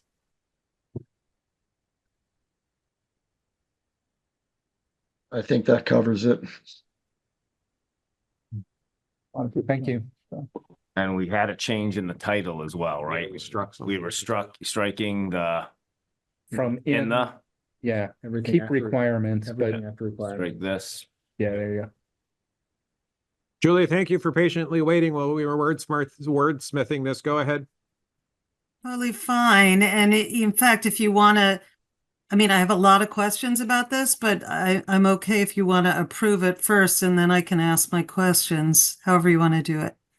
Okay, thank you. It has been moved, and we have one amendment to the motion to have it, approved as amended. So we need a second to the amendment. I'll second the amendment. Okay. I have a question then. So Bard, made the motion, motion was seconded, Bard amended the motion, Lisa Miller seconded the motion, I'd like to add something. and Lisa would like to add something. Well, Tyler, at what point should we revisit this to see if it's working? 2 months from now? End of the year, this thing expires. So that's a review there, but should we kind of put our heads together from lessons learned at some point? I mean, Before I the- think if it's what I could always do is if we start noticing problems, I guess, not to say if it's a problem, I'm sure we'll find out about it. We could probably throw it on a select board meeting. I don't necessarily think we have to bake that in there. I guess it's kind of one of those things, it's, if you want to, I mean, I'm not opposed to it, but I'm also like, if we start to have a lot of problems with something, I'm sure we'd be able to come back in relatively quickly and fix it. I would add that Sure. that update can be added to the dusted off monthly report that will be starting up again in September. I think Keith and Tyler will probably be the Hmm. first to hear about issues with this, right? So I'm- you would come back to I'm us if you. 90% sure I will hear about it. Yeah, one of to get that stuff first. Yeah, if you do have any issues with it, you need changes, obviously come back and we can. Yeah. Work on it. So Julie, are your questions germane to this passing as drafted, or do you want us to go ahead and vote on this and then answer your questions?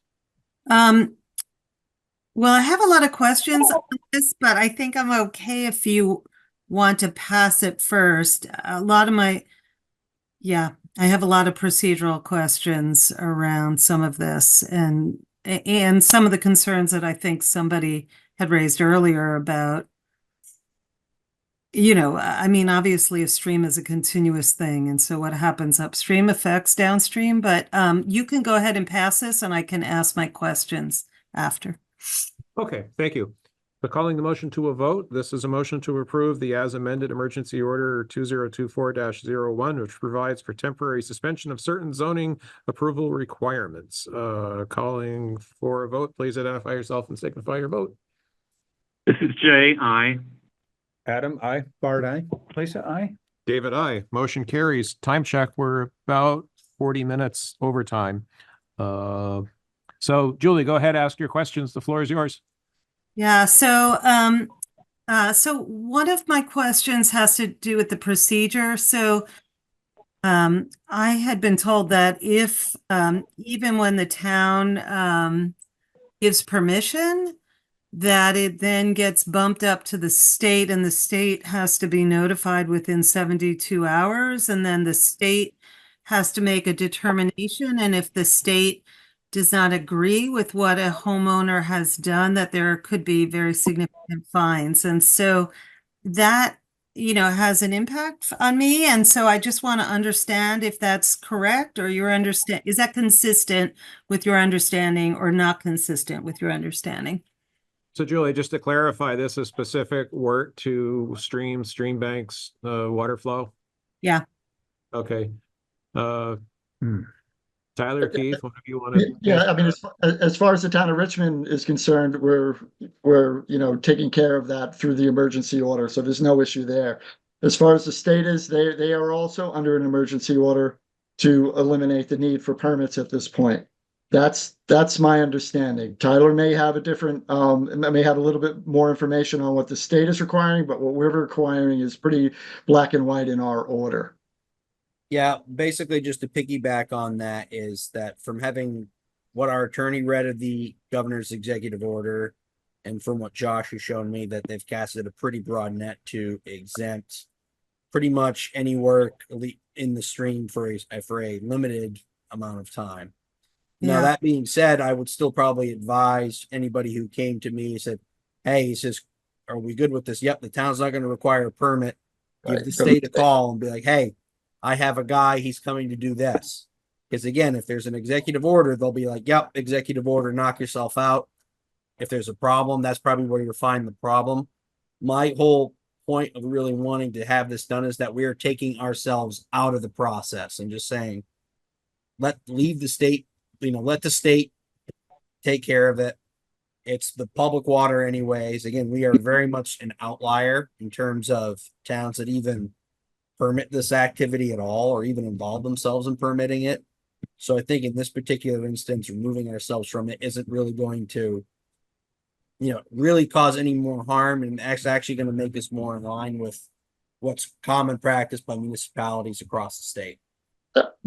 No, I mean, I appreciate that, the flexibility here. I just, my concern or question was that if we go ahead with something and then it wasn't, I guess I'm just wondering, would the state then say, oh, wait, you did X, you should have done Y, and therefore you're going to be subject to, such and such penalties. And so I just want to.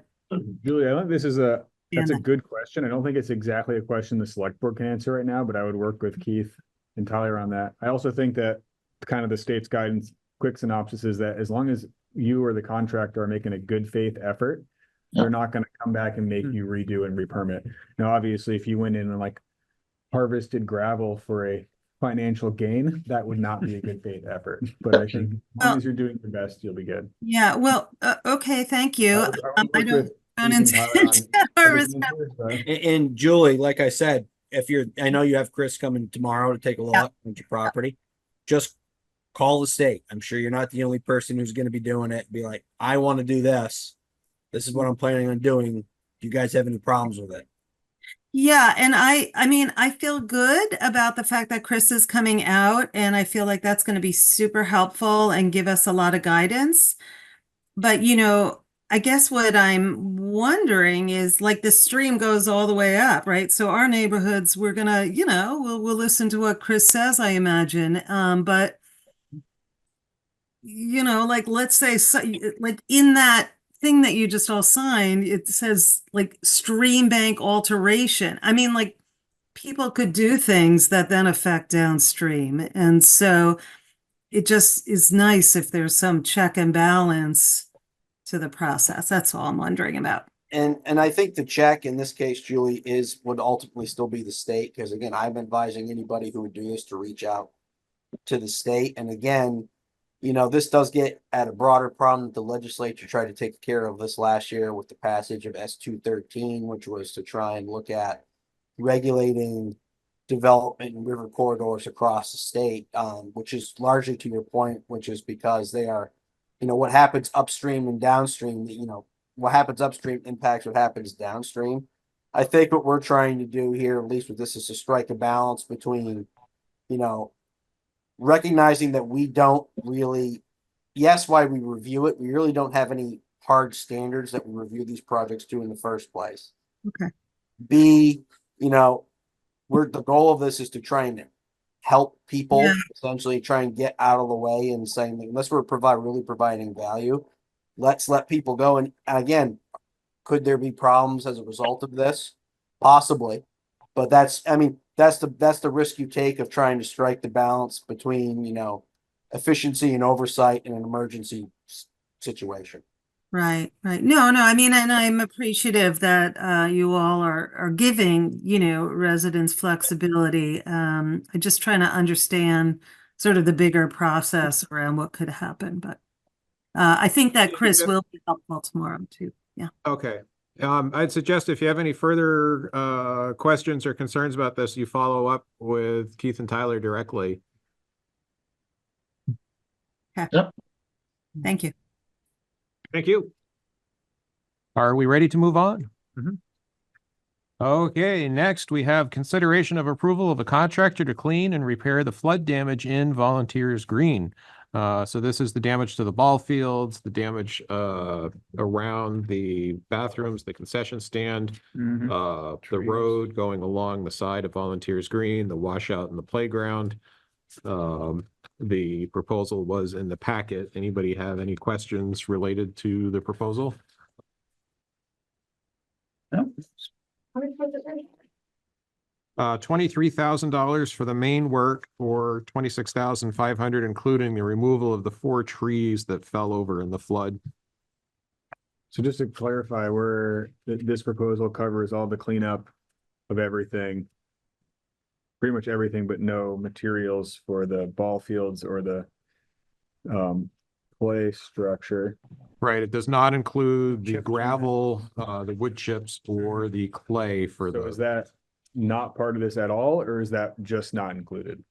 It's the town pays for labor. it. Yeah. So we're gonna pay for those, so that work will get done. We get directly billed for the materials, so they're not purchasing the materials. We purchase the materials, they deal with the Perfect. materials. All right, thanks, Duncan. Bard?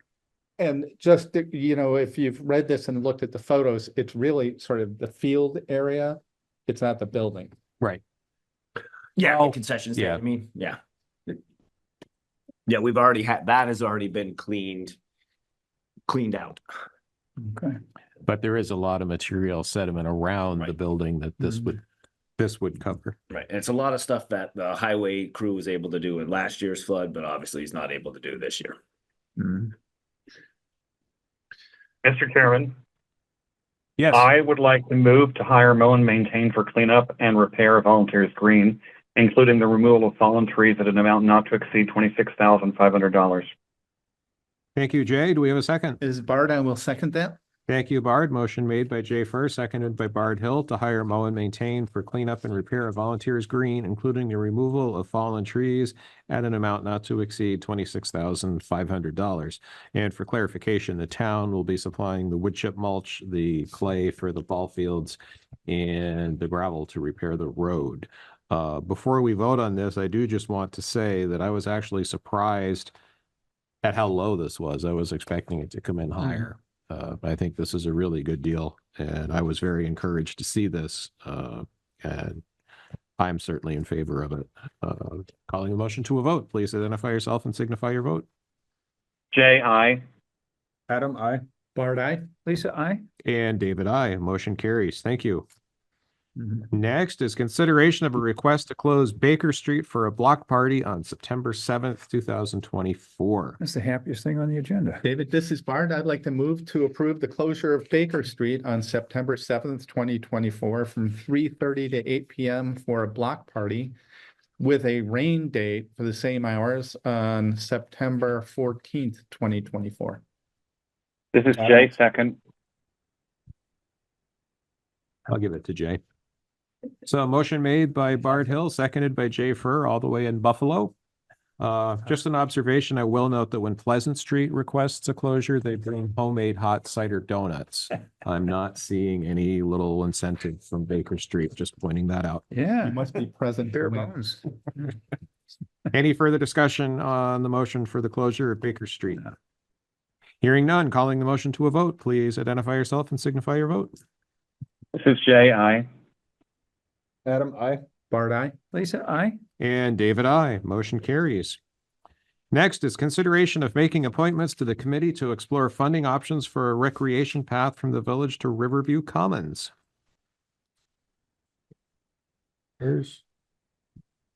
Okay. So I know we did have, in our packet, Mark Aiken had applied, but then Jared Katz had also expressed interest on, Friday afternoon. So I can pull up kind of some of those emails and stuff, but you have two people who are interested. One's in the actual packet. I'm not even sure what the population of the committee is. It'd be two, I guess, but Yeah, I don't up to think, us. I don't think we've set anything up there, so. I don't think it's that or the terms. Right, it's just, yeah, it's an ad hoc committee right now. It's There you go. really kind of still got a formless name as well. Got a So couple of there's passports. many ways we can go with this tonight, so. Can we do everything that way? It'd be Sure. Easier. What would, who, the committee is just Gary right now, right? Yeah. Gary's got a motion. Why would we not appoint both of them? Is there a reason we would not do that? Exactly. Sorry, Duncan, who was the second person? Jared Katz. Oh, Jared, okay. Yeah, so Mark Aiken and Jared Katz. I make a motion that we appoint Mark Aiken and Jared Katz to the, what's the committee The called? committee to explore funding options for a recreation path from the village to Riverview Do I Commons. need to say that? The fundraising committee by Gary. Yeah, so I make a motion, we appoint Mark Aiken and Jared Katz to the committee to explore funding options for a recreation path from the village to Riverview Commons. I'll second that. Oh, This is I Bart. should do that. Okay. Thank you. Motion made by Adam Wood, seconded by Bard Hill. This is a motion to appoint Mark Aiken and Jared Katz to the committee to explore funding options for a recreation path from the village to Riverview Commons. Any further discussion? Hearing none, calling the motion to a vote, please identify yourself and signify your vote. This is Jay, aye. Adam, I. Bart, aye. Lisa, I. David, I. The committee now has three people on it: Gary Bresser, Jared Katz, and Mark Aiken. Next is G, discussion of a request to develop a town-owned strip of land off Mary Drive to rural road standards. Now this, we could go into executive session to discuss the opinions of our attorney, or we could do it all here in open session. That's up to the board. I don't see there's a lot of mystery here, but it's been pretty well explained in the past.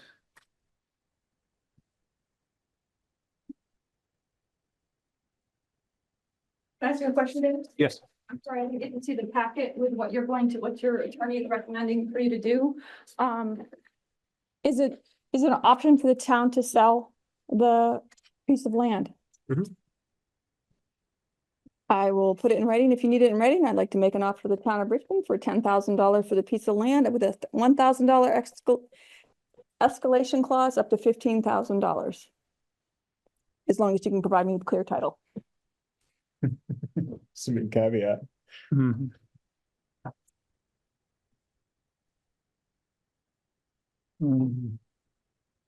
It has a back.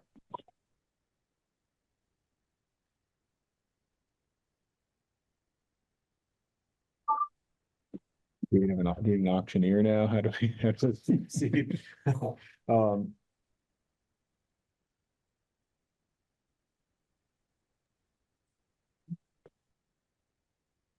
What are we? And just as a refresher to this, guys, in case anybody had forgotten, so this, for whatever reason, was given to the town back in, I think, 98, I think, off the top of my head. It's weird that it's, and to be fair, at least from the attorney, Keith looked at it, I looked at it, it was kind of odd, I guess, that it's none of us had really seen that before. In fact, we thought it was a right of way when we first looked at it. And basically the reason that we are here looking at this is that because the town owns it, Danny can't apply for development review board approval to change lot 12 of his previously approved subdivision from basically a deferred lot that wasn't set up to be a building lot to a building lot, because he can't apply to do work on somebody else's property. So he either needs the town to sign off on the application. So that way he can move forward to have his project reviewed by the Development Review Board, or we need to sell him the land. Obviously with protections for the existing property owners, so that way their access isn't impeded. To him, so that way he's the sole property owner, so that way he can apply to have his application go to the Development Review Board.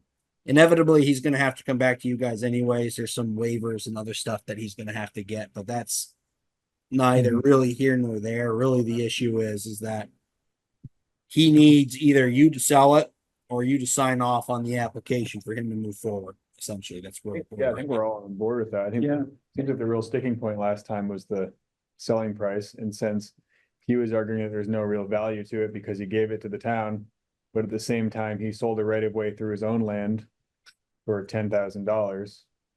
So there's obviously an inherent value to it, and he wouldn't need us to sign off on this if he hadn't sold that right of way for 10 grand.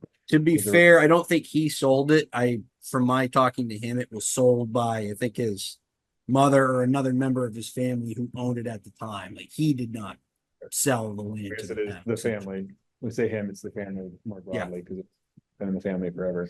And just one other thing to bear in mind with it. I know he had back and forth and stuff with Josh, and obviously, it's town land. We can, exact any price, I guess, you feel is appropriate for that particular piece of land. I do think it is worth bearing in mind. We also didn't realize we had owned that land up until this application. So I guess there's a question of, at what point are we gonna, how much, another thing to consider is that, we'll get tax revenue from lot 12 is more than we would if it was just a non-building lot. So it might take some time to break even for that 10,000, but in the long run, is the town going to make more money trying to do this than rather to say, hey, you need to pay us $10,000 up front, and he decides that for whatever reason, this doesn't want to spend that money and just doesn't do it, and the land just sits there. Tyler, question. So this is just the piece that's on lot 13, correct? No, it's this little lot K. That's it. Lot K, okay. Which is what's weird about it, is because typically that would be like a right of way. For whatever reason, when they approved the subdivision originally, the town, I guess, wanted that again, this is anecdotal conversations I've had with Danny about trying to figure out why the heck we even own this in the first place. Is I think that there was a plan, instead of to have Sadler Meadow kind of where it is now, was to further develop kind of lot 13. So I think the town and again, spitballing here, maybe in an effort to spur development, was willing to maybe buy this to maybe potentially pay for the infrastructure to run this down here, thinking that they're going to recoup more in tax revenue from developing that land. I don't know. Again, I could be completely wrong in saying that. That's just my guess. And that's kind of what the best guess that I really have for it. So I think it's something to bear that in mind too. It's how much revenue are we going to get long-term by having lot 12 be a building lot, as opposed to having them pay 10 grand, 10 or 12, however much you want them to pay for it. Right. Just for land, yeah. So, David, this is Bart. It's awkward, when I think I can only surmise that there has been an evolution of plans here because the other road is a private road. Right. To the place, the parts that are actually developed, right? So this is sort of an anomaly that's like left over. It's like an appendix or something. And I know Danny was talking about, well, I want to ensure, as I understand, the right of way across lot 13 limits access to one house on lot AB. It's just the interesting. Yeah, it's the northern border.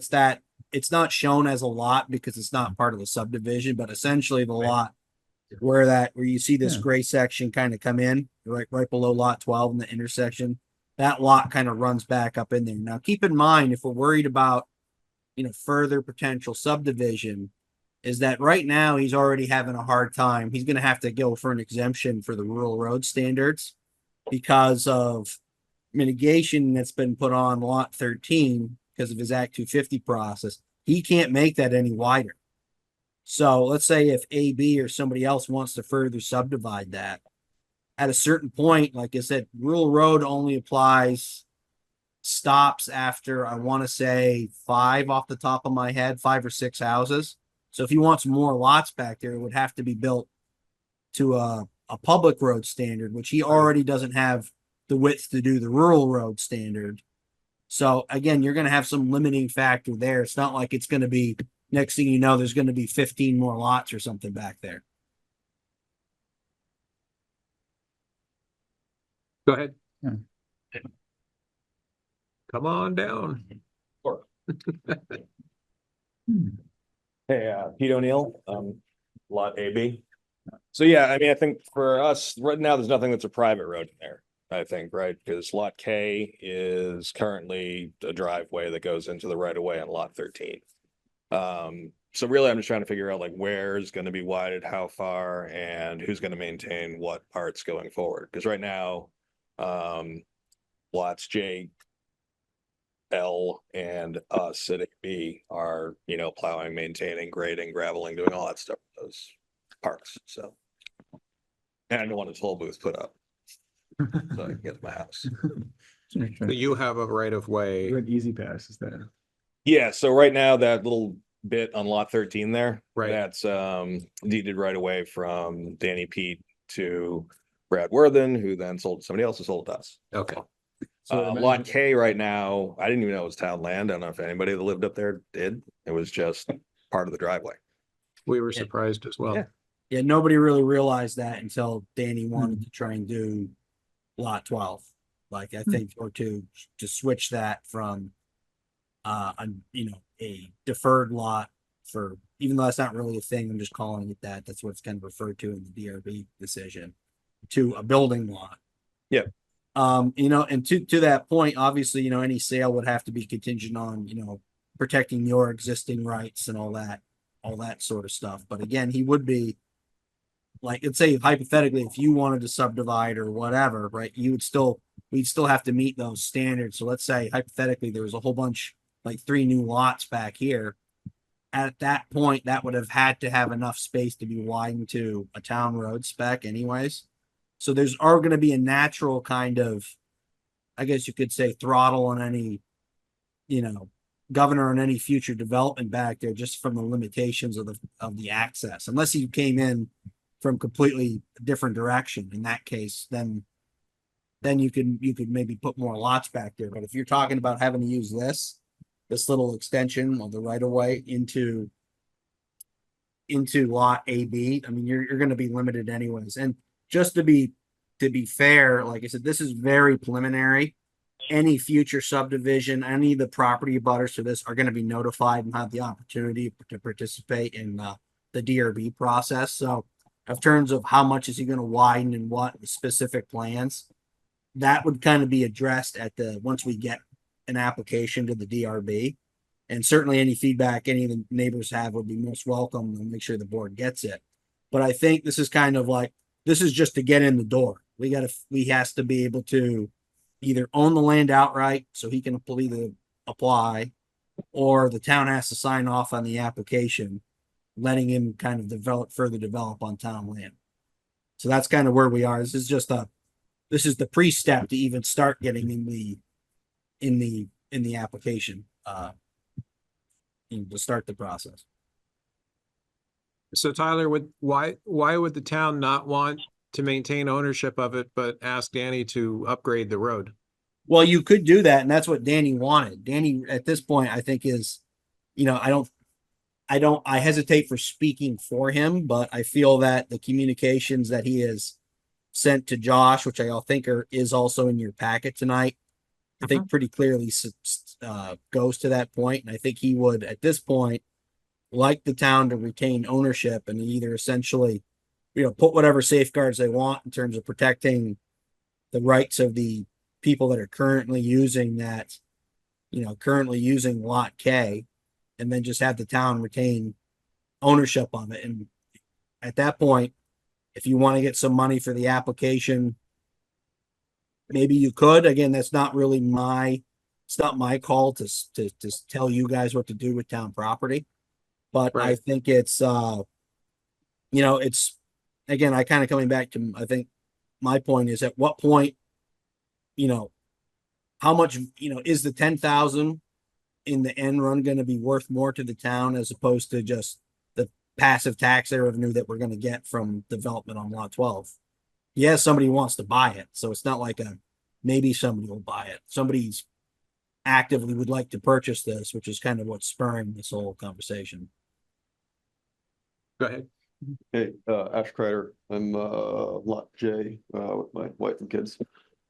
So I guess what I'm sort of trying to figure out, it sounds like we're making a decision whether the town sells the land or not. And maybe you have the same question, I don't want to speak for you, but I don't understand what that means as far as who maintains it, how the plowing works, how the fixing potholes work, how It's not a town when road. when it washes out like it did last year and you. So how do you guys do that now? Do you have an agreement in place? Is it like a I go formal out there and agreement make or? it, or my wife goes So out there. you guys don't have like a formal agreement you abide by? No, Just and kinda- our neighbors are great, so it's not a problem right now, but it might be 5 years from now. Right. Yeah, I mean, I asked Danny if he minded if I re-gravelled the right of way because that's how we get to our house. Yeah. So. Yeah, and I think, that's all stuff that we can hammer out in whatever the sales agreement or whatever that we decide that, however you guys wanted to do it, if you decided to sell it or if we wanted to keep it, right?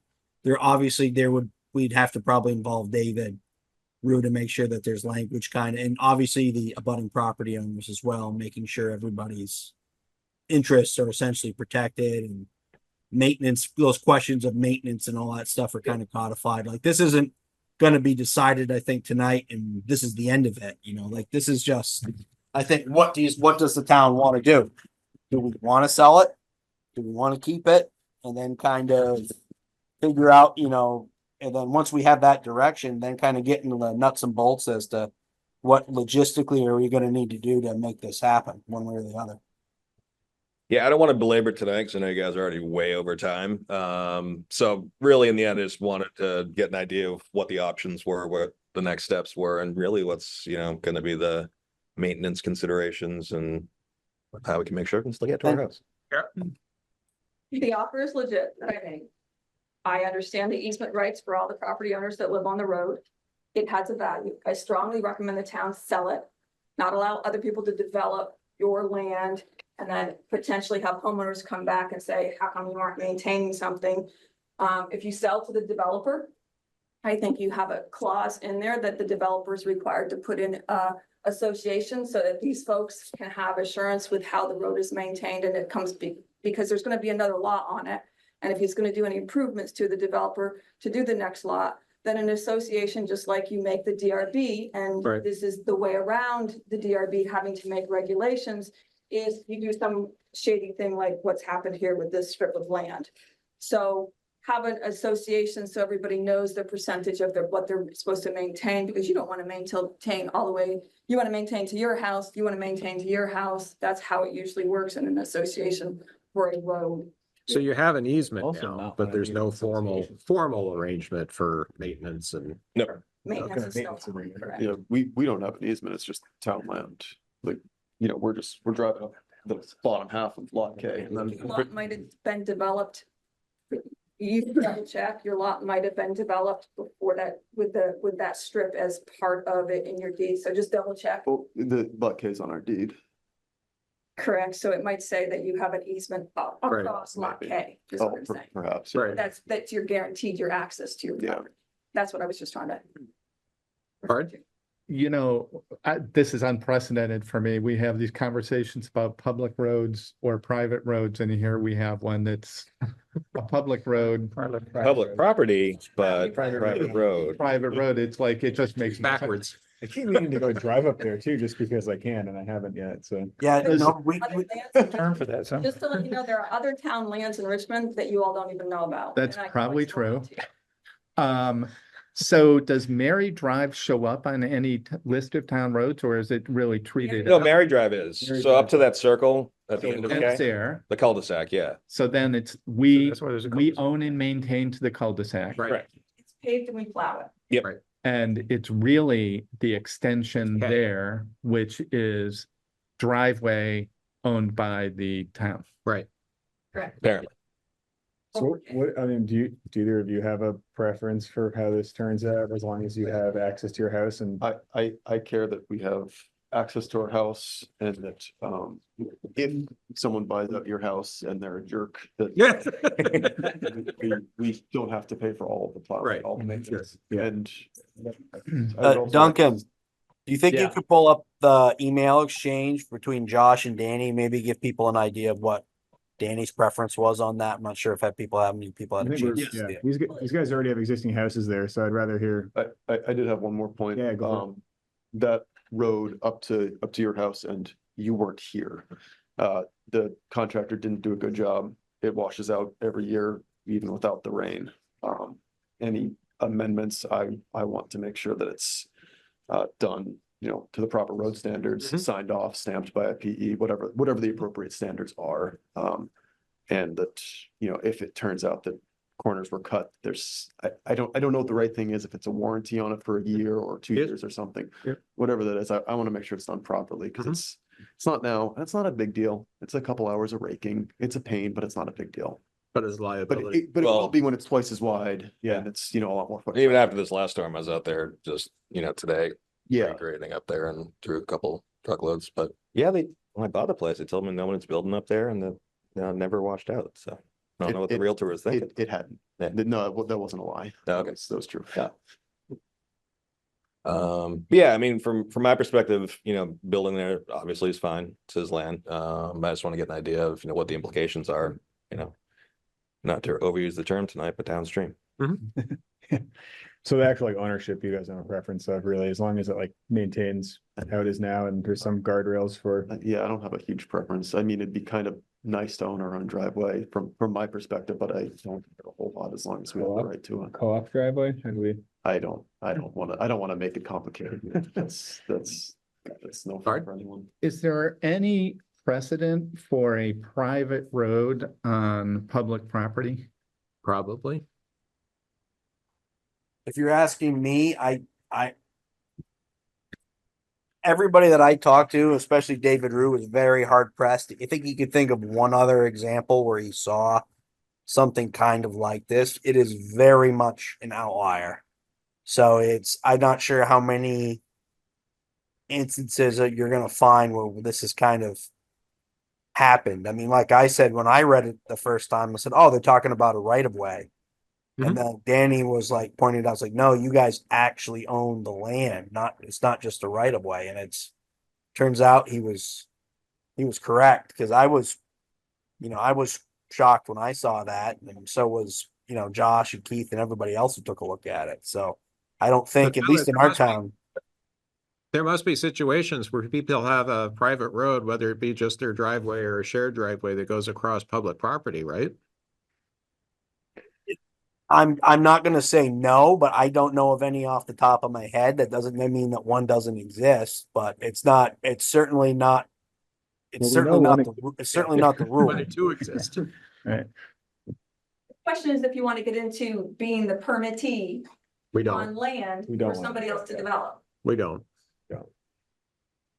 I don't. It also seems that selling it to Danny at some agreeable price also makes him on the hook for all the stormwater that'll come up. And since he's the one that's further developing, And us off the hook. we would be off the hook, and you guys wouldn't be on the hook because you wouldn't own it. Yeah, well, So he'll be on the hook for the improvements and any stormwater mitigation and permits that are required. And it doesn't seem reasonable to have you guys be on the hook for stormwater permits for him to now upgrade the road. And it's sort of where I was going, in the interest of the town, what is the issue of liability? And it's both stormwater and road maintenance. When is a private road on public property a town liability for either a road maintenance or stormwater management? Our approach in recent years has been not to willy-nilly take over private roads. The last one was Greystone, right? And that didn't work out too well for the town. Bad example here. And I. None of us I- had anything to do I with use that. that thoughtfully before my time. It's instructive that it's something we should be cautious about in terms of exposing the town to liability, by which I mean not just, damage, but expense for maintenance and management. We should be sort of eyes open and thoughtful about It doing does it. strike me that if we are a co-signatory on a permit, even if we intend to actually own and maintain the road, we own the land. If it all goes to crap with the organization and neighbors at The some only thing point, left is the land. We're left holding there's the a bag. pretty strong case to be made that, well, you had the chance to get rid of it and you didn't, so. It's got our fingerprint on So it. fix That's it. where I was going to. Yes, and then. Jay? I'm strongly in favor of getting rid of it. I don't think we need the town to be in this weird hybrid situation. I see no advantage to the town to keep ownership of it.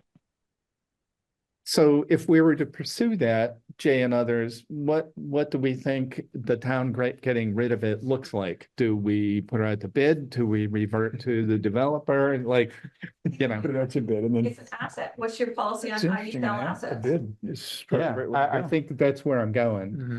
I don't think that we can just decide to do it. We have to go back to our policies and say, if we have a town asset, exactly as described, Our obligation how to do get we the do best that? for it. For the town. So in the interest Right. of, what if I suggested this, that we return to this next time and say, what are our options? What's the best path forward if we were going to get rid of this? Because I think whatever the political history, so to speak, of K might be, I think the fact that it was given to the town, it now is owned by the town, and we are obligated to follow the interests of the town and town policy. Right, it's also the town's right to do what we think should be done. But to do that in an open way, like Mhm. following our own policies, Mhm. procedures, and the interest of And that the. policy might be out for bid, it might be appraised. Well, I have a suggestion in that regard. I think we should do exactly what the District of Columbia did in regards to Arlington County. They gave it back. They said simply retroceded it to the original landowner and got on with life. DC used to include land on the Virginia side of the Potomac, and they never had any use for it, so they just said, here, Virginia, take it back. I think that you could make a case that we should just return it to the original giver and say, here, it's your problem. Well, I think the original giver would be some Native American group. Probably so, but I think you could make a case that we should give it to the people who live there and who benefit from its use and let them hash it out. Form an association if you like, or just deed it to Mr. Pete and let him work it out with his neighbors. But I personally think that there's an interest in just getting out of the problem and not trying to hold the landowners up by putting it up for bid. I know that you could make a case that we should put it out for bid and get the best price for the town, but it's a situation we never really wanted to be in the first place. And I think we should just find the cleanest, quickest way to get out of it. So I was not suggesting that we put it out to bid. I was suggesting that was Okay. Potential options. So, Sure. just clear, Jay. I'm not So saying that what I was I'm not saying that was suggesting- your plan. Could I finish? What I Yeah. was suggesting is we bring it back to the next meeting with what are the options for us to give this away or get rid of it, or not then be in a position of the town being a co-signer or an owner of this. And I suspect that there's more than one option. Yeah. And what you described just now was at least two different options. So Mhm. there's probably three or more options on how we proceed. Tyler, then Kara. Yeah, and I think just one thing to bear in mind, obviously, your town property, you guys do what you feel you need to do with it. But what we could end up just doing is if you put it out to auction, right, then we're back with the same problem where now Danny, in order to develop lot 12, has to get some other third party now to sign off on his application so he can access and develop lot 12, right? And then he's still gonna have to come back to you guys anyways for waivers or some other things. I mean, I think obviously, take it for what it's worth. I think Jay's suggestion of giving it back is the simplest in terms of it cleans it up, it lets Danny kind of move forward with his application. the town still ultimately is going to get benefit from that sale of that land. It would be just more indirect through that passive, receipt of tax revenue, as opposed to Danny saying, I'm not going to spend, feeling like he's being, extorted, I guess, for lack of a better word, and just decides, I'm not going to develop any of it. I'm done with it. And then it just sits there. Doesn't really do much for anybody. So, David, I'm sorry. So I think we keep jumping back into trying to make a decision. Tonight, And yeah. what I've suggested is we come back to this thoughtfully about what are our approaches. I am not going to be personally rushed into judgment to any option tonight. Right. I'd like to be thoughtful about approaching what are our options. We've heard two people weigh in on what we think we should do. I've heard other people weigh in on what we should do. They don't agree with each other. I'd like to be able to contemplate what are the options in a thoughtful way and return it to that. What I would observe then, I think we're likely removing the options of being a co-signer on the rural road and improvements. And we're looking at a way to not own this anymore. Do we give it to the developer? Do we sell it? Do we give it to a homeowners association, a group of people? I don't want to contemplate what all those are, but I would like to contemplate that at the next meeting. Should the attorney do that, do you think? Partially. Kara? Okay, at least partly. I don't think it's right. If you look at the subdivisions that have occurred on the Peak property for the many years that they have occurred, from Mary Drive to Pinnacle View to Sadler Meadow, that you are giving, this is land that is owned by the town, that you're just giving it back to the developer and disregarding all of the rest of the taxpayers in town. There was a reason, if you want me to pull up the DRB decisions and look back through them about why the town owns that strip. It was originally discussed way back then that it was going to be a trail that led on to loop potentially around over into Southview area over there. Not that I want to have a trail on your property. Please don't take that wrong. But that's what it originally was left for the town for and the purpose of. It was also thought that it was if the developer was going to develop anymore, that strip had to be owned by the town so that when the more development came, Mary Drive became extended. Okay. And it was a easily done process because the town already owned it. The town was going to approve further development and they weren't going in front of the DRB again. So I am only saying, as a taxpayer, you cannot give away my assets because it's the easiest thing to do. If that's the case, then I want some, and I'll show you the other lands in Richmond that are up for grabs. Okay, so it's not right to just do that. It has a value. If the developer wants to pay for that value, they can pay for it. I'm not looking to charge the homeowners for a value on it. There is a value there. I've sold land, I've sold roads, specifically roads before with a value higher than this. So it's done in other towns. Just because whoever hasn't seen it, Tyler hasn't seen it, I've done it. I've sold roads to all the homeowners on a road. You got another road in Richmond here that's going to be for sale with homeowners on it that's owned by me. So realize it's done. It's a business. What's that? So you're taking bids? Mr. Chairman, I've had my hand up for a little bit. I wanted to reply to what Bard said. I am not in a rush to make an action tonight. I don't know where people may have gotten the impression that was my point of view. I'm simply trying to list what I see as options. I don't favor the option of being a co-signer and keeping town ownership.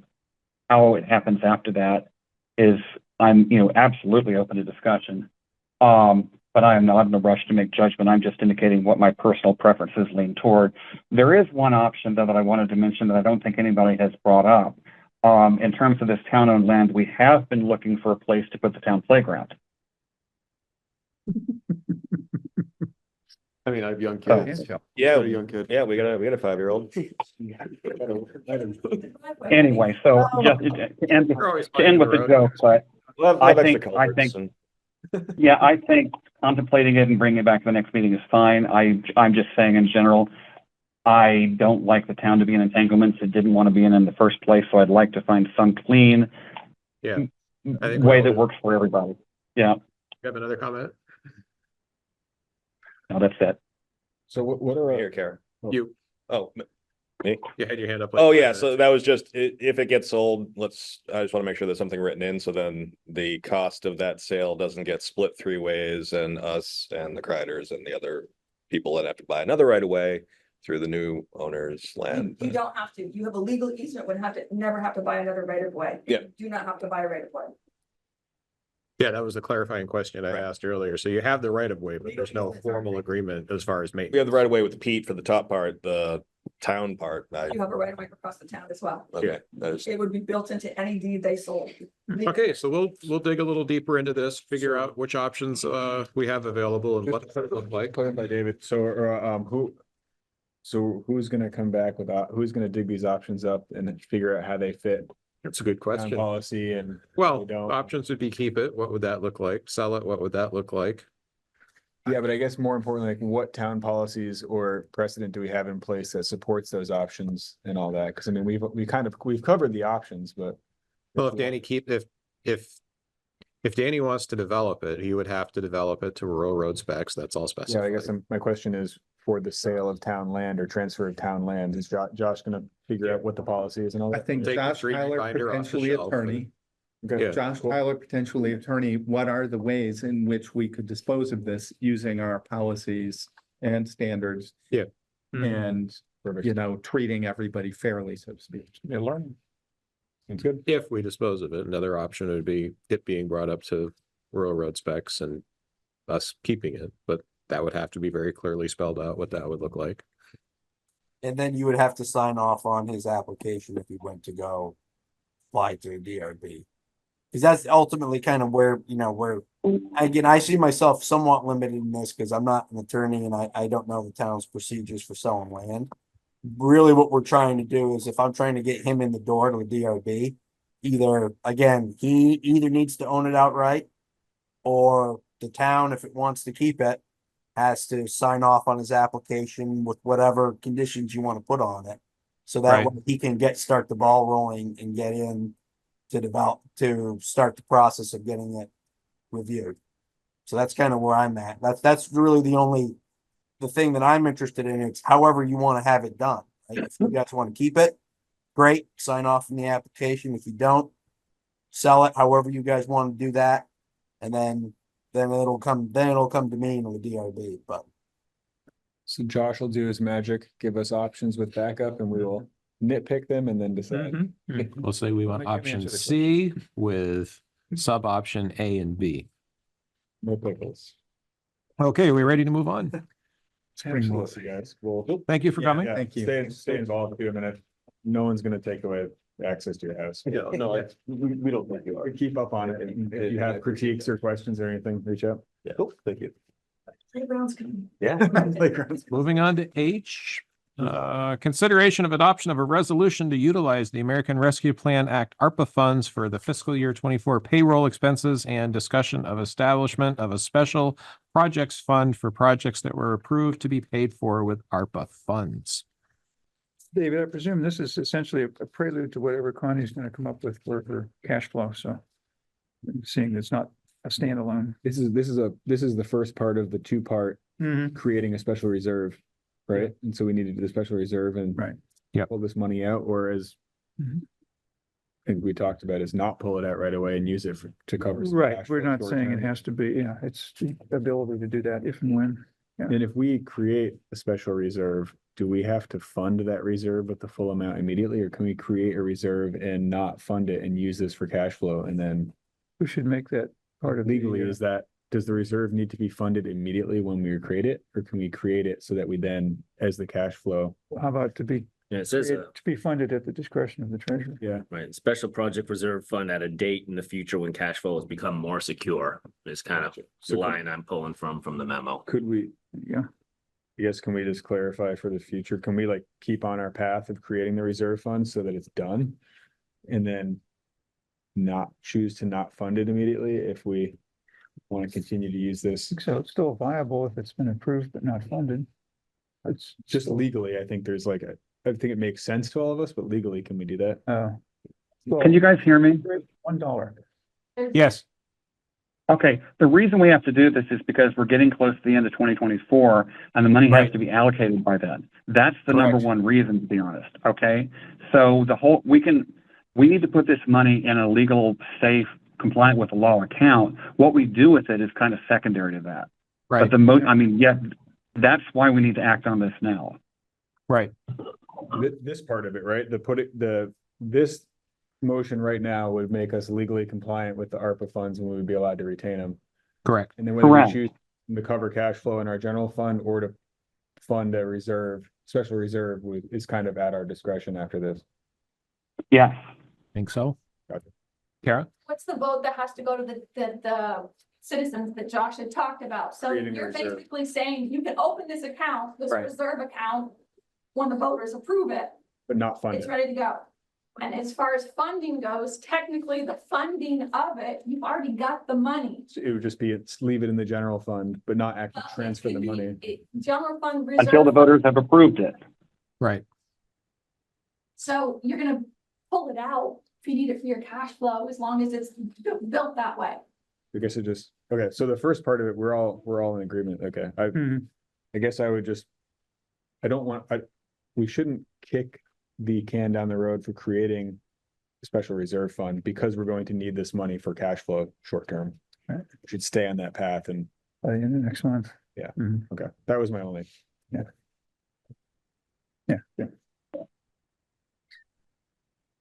It's the shell game.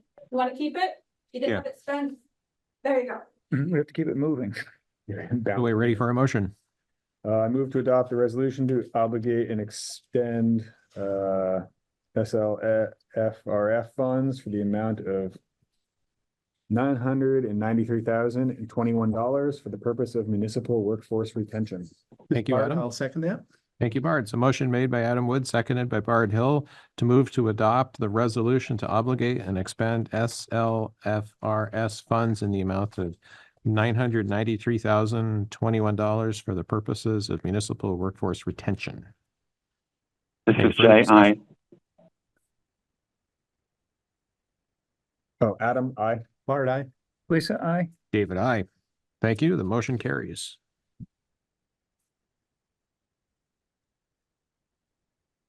Oh, on the next page. Dirty that you have to do that, but. Well, so the next one is for the special town meeting, and one of the articles on that is creating that reserve fund, so. LRF. or whatever it is. Oh, you guys are also still sharing the lot K thing. Yep. So next is I, review of the draft warning for the special town meeting. So my point from the last discussion carried over is that in this article, it says that we're gonna create it. If we choose to create the special projects reserve fund, and then it says the special projects reserve fund would have restrictions similar to the restrictions on ARPA funds. So if we create this reserve fund and we are forced to fund this reserve fund in the amount it's created for, we don't have cash flow anymore. Right. We need to have the option to create this reserve and not fund it immediately to leave that $993,000 in the general fund and cover our cash flow. Reserved for that purpose. Or we change the purpose of the reserve to allow us to use it for cash flow for emergency purposes, which might not be a bad plan anyway, because then if this. Right, that's what we should do. So if we rehash all this, we solve this flooding issue, we solve our cash flow, we fund this reserve. And then we get flooded again, we can use the $900,000 next year on July 10th when it floods again. Right. I mean, like Connie talked about earlier, if we decide to draw against reserves, one of the first things we have to do is look at what reserve. At this point, this could just simply be the number one. We could say, okay, it's a reserve, and do we want to make this the priority one? But if we make it a reserve and fund it fully, it's still going to be handled the same way when we're robbing all the other piggy banks. Would this be the first one we'd go after? But how this is written, it says so there's going to be restrictions on this reserve fund of how the money can be used. So we just got to be clear that there's restrictions. Base point is so do all the rest. Oh, okay, gotcha. All the rest. So we just want to clarify the restrictions in there, that the restrictions allow us to use it for these. At least this one doesn't evaporate on a certain date. I mean, Well, we spend it. but I think one of the other points is this is for the purpose of municipal workforce retention payroll, right? originally. That's why you. We're kind of said- enabling that, right? So. Well, I mean, but And if you note, the fifth bullet down kind of covers us in terms of if we do use it for flood repair. It is a capital investment to fix the roads.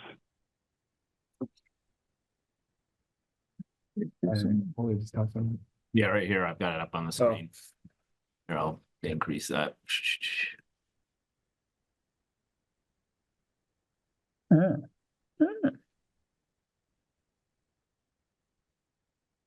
So yeah, if we use the money for capital investments to benefit the town equally, and that consists of fixing roads, I think we're totally covered. Yeah, I think agreed. we can justify pulling money out to do that. Yeah. Well, we're ready then. Okay, cool. Yeah, that's good. But what's being sold to the taxpayer is we're creating this fund with the ARPA money to protect Do it ARPA from not stuff. having to give it back by Right. the end of December. Right. Purpose of doing ARPA projects. Right. That had a certain criteria behind that. That's I kind of, in my mind, it would make me feel a little better if we outlined specifically that it could be pulled on temporarily to Right. cover cash flow, But it'd be paid back. to be paid back, to cover specifically for disaster relief stuff like we're working Yeah. on. I think everyone will understand why you want to do that. Yeah, I think that makes sense. Just justifying it by the existing bullet points is kind of, if we had to, we could, but it would be nice knowing that we can. bake that into it. You're right. You're absolutely right. Just being very clear about it so that everyone, when we do it, we don't have to justify it. It's part of the intent of a reserve. But if we had to. If we had to, yeah. But this one, since this one isn't created yet, we can bake it right into the language when we create it. We're lucky to have that. Chance to change all the rest of the same time too. It's just a lot of work though. For Josh and Duncan. That's lost all reserve in the future. So do we need to, can we get Josh to tweak that or can we? Oh, yeah. No, we're just kicking this around tonight. Yeah, because I think there's still with the date, we need to confirm with Linda Yeah, we're and not- Clint too. there's no So it's action. kind of Yeah. like, hey, it's on our radar. We're discussing kind of some of the options. Also Yeah. What do you want the voters to decide on that too is the big one too. That's true. That's coming up. Is it everything by Australian ballot? Still a role for town meeting day sort of thing, because that's Yeah. kind of the underlying kind of decision there. If you do everything to Australian ballot, what happens to town meeting day? Does anyone show up if you're not? And so if we decide the budget by Australian ballot, but everyone decides not to decide all public questions or social service appropriations by Australian ballot, how does that even work? I'm not sure. So like if everyone's voting on the budget, but then at town meeting day, we decide on the public questions but wouldn't that change the budget amount? So how would people vote? on the budget? Change the budget amount. Your budget amount was voted on the floor. And then additions after the budget was voted on were voted in. So it increases the budget. That's how you've done it. It just Voting seems, on it by paper versus on the floor doesn't impact how you can vote on that. but it seems odd that people will be voting on it. In that case, people will be voting on a budget by Australian ballot. Could be doing that after appropriations were approved. So the number that they're voting on will not represent that and they won't know that. People want to vote by paper on money questions. So whether you all decide that's how it's going to do it, or whether people have to go to a petition to force you to do it that way, that's why it's on your agenda. Just, no, I'm not disagreeing with that at all. I fully agree. It just Makes an strikes me interesting that, statement. it strikes me that if we're voting on the budget, but then also on the floor, we can change that budget and then people can vote on the budget afterwards. But they don't know what the number is because it's changing on the fly. How does that work? That's why If somebody we- asked for both. If everyone votes on yes on one and no on Article 2 in this meeting, we're in a spot where like, it doesn't really work. That's So why they asked do- for it all to go with paper. That's what I heard. Any further discussion before we move on? Okay. Let's move on. Discussion of response from the Secretary of Transportation regarding the grant for the Bridge Street Sidewalk project, which has been stopped. So the argument was made that we should make a case to not give all the money back. And they partially heard and honored that. So Secretary Flynn has agreed to waive $2,000, $2,007.25 in administrative fees related to stopping work on the Bridge Street Sidewalk Southern section that was covered by the Transportation Alternatives Grant. But they did not waive the obligation to repay the $8,104.45, which was received from the grant. Total expenses for the section of the sidewalk for engineering and project management are $32,909.03. The grant would have covered 80% of those expenses, or $26,327.22. So good news is our letter saved us $2,007.25. It's a nice summary. Seems worthwhile. Yeah. Almost buy a road for that. If we read about 100 of those, we might be in a better spot to pay for that. Get somewhere. Yeah. So I'll take it as a win. Yeah, there you go. It's too bad and maybe they're applying that toward, you guys wanted to do some measures of safety improvements and. Yeah. So next is consideration of accepting the $20,000 local economic recovery grant. This is a grant from the state. The General Assembly chose to distribute these funds to help municipalities deal with various budgetary challenges caused by the floods last summer. The money may be spent on any budget item, but it may not be spent on a project that is eligible for FEMA funding from the 2023 flood. And there's a motion in the We have packet. to keep carrying that, I guess. You ready for a motion? Yes. Okay, Mr. Chairman, I move to accept the $20,000 in local economic recovery grant funds and to name Town Manager Josh Arneson as the duly authorized representative. Thank you, Lisa. Do we have a second? This is Bart. I will second that. Thank you, Bard. So the motion is to accept the $20,000 in local economic recovery grant funds and to name Town Manager Josh Arneson as the duly authorized representative. Any further discussion before calling for a vote? Hearing none and calling for a vote, please identify yourself and signify your vote. This is Jay, aye. Adam, I. Bart, aye. Lisa, aye. And David, aye. Next is consider, oh, we already did that. Yeah, that's been done. But Okay. you've got the trails that Trails we committee. sub that in, right? The trails. Oh, great. reduction Thank you. For L, I believe. So the new L is adjusting the size of the Trails Committee. There you go. What were the numbers, Lisa? I think they're at 15 and they'd rather be 9. Let's see. Oh, wow. They've I changed. wrote it down. Also a huge committee. I didn't realize that committee was that. Well, once upon a time, everybody wanted to be on it, so they just, It was the committee to be on. yeah. And I think they probably collapsed under their own weight, basically, but it got to be pretty unwieldy. Yeah, here's your current look at the Trails Committee with their, looks like what, 14 members, 3-year terms? 14, okay. If you say so. 4, 6. 14 and there's- So do we Wow. have a specific request or a written request? Or are we, Yeah, we got an email. Yeah. So when And I think, yeah, well, someone was saying too, it should be probably a warned item. Right. Rather than us making a decision right now, now that I remember Yeah, we the can talk about it tonight, conversation but of we like. really shouldn't take action on it until we Right. warn it. Yeah, well, unfortunately, I was hoping one of the representatives that wrote to me would be here tonight, but I don't know if they got my email in time. Can we warn it for our next meeting and then? Yeah. Yeah. Yeah. I mean, it makes. And whoever reads sense it, I off- mean, it's fair game at that point. At first glance, it seems logical. So, Well, yeah, it's the point of the Especially quorum, that yeah. committee, they have to do it, yeah. Being able to run a meeting. Even if they were to go on a recruiting spree, I don't think they would fill Right. 6 spots in Yeah. a short amount of time. Right. Although, do they have a meeting between now and? They're at the end of August, it looks like, August 20th. Okay, So I so apologize. I'm just reading this for the first That time would be- now. that's all right. So Hi, David. 20 About 5 years ago, there was so much interest in serving on the Richmond Trails Committee that the number of available seats was expanded to 14. 14. Since then, a few members have completed their terms and left the committee, and there's been less interest in joining in the past few years. Mhm. Currently, the Trails Committee has 14 available seats, but only 8 of them are filled. This makes it challenging to meet a quorum and also is just not in line with how many need to be on the committee.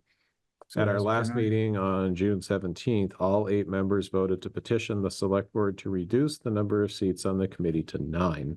It's my understanding that you need to add this to an agenda item on one of your meetings, and I'm assuming either I or Hannah, the other co-chair, need to be present to present the petition. Please let me know if this is incorrect. Sounds like I mean, the don't need a select board has petition, created the committees. We can kind of do what we think is right, but to do it publicly, I mean, it warned publicly, Yeah. I think is better, best way. If we warn it for our next meeting. Yeah. On the 19th, They don't have their next meeting before. they that. don't have their next meeting till the day after that, so we can warn it. Yeah. And change it. Yep. And still have them easily make a quorum the day after. Perfect, yeah. So everyone wins. Yeah. Wow, are they like a road? Yeah. So now we can forget and not warn it. Yeah. Okay, moving on. Approval of minutes, warrants, and purchase orders. Let's start with the minutes of the July 15th meeting. Mr. Chairman, I move to approve the minutes of the July 15th meeting. Thank you, Jay. Do we have a second? I'll second.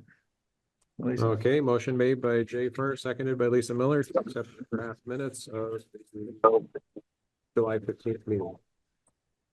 Any edits need to be made to those draft minutes, or are they good to approve as written? Good to me. Sounds like you're good to approve as written. So calling the motion to a vote, please identify yourself and signify your vote. This is Jay, aye. Adam, I. Bard, aye. Lisa, I. David, I. Minutes have been approved as presented. Next is the special meeting a week ago tonight on July 29th, a special flood meeting. So can I have a motion to approve those minutes as presented? This is Bart, so moved. Thank you, Bard. Do we have a second? This is Jay, second. I wasn't there, so I'm not gonna. There we go. Thank you, Jay. So, does anybody have any suggestions for changes or edits to those, or are they good to approve as they are? No argument. Sounds like they're good to approve as they are. So calling the motion to a vote, this is a motion to approve the minutes of the July 29th meeting as presented. Please identify yourself and signify your vote. This is Jay, aye. Adam, I. Bard, aye. Lisa, I. David, I. They've been approved. Purchase orders. Should I abstain? Did anybody see how much we spent on gravel? Yeah. It's like we bought a mountain. Oops. Hmm. Everything was spelled right. How accurate it was. So next, we have purchase order 4935 to Dirt Tech for flooding gravel. Mm-hmm. How much is that one? I don't remember what it was. $200,000. Just one. So it begins. Mr. Chairman, not as I bad as I move thought it that would we approve purchase order, what was that number? 4935 to Dirt Tech for $200,000. Thank you, Lisa. Do we have a second? Adam. This is Jay, second. Thank you, Jay. Motion made by Lisa Miller, seconded by Jay Fur to approve purchase order 4935 in an amount not to exceed $200,000 for gravel for flood repairs. Please identify yourself and signify your vote. This is Jay, aye. Adam, I. Bard, aye. Lisa, I. David, I. It's a good thing a tax revenue. Next, we have purchase order 4936 to, I thought it was Sorry. Bevan and Sons. Yeah, Bevan and Sons. Sorry, yeah. And this is labor for flood repairs in an amount not to Mr. exceed- Chairman. Go ahead. Go ahead.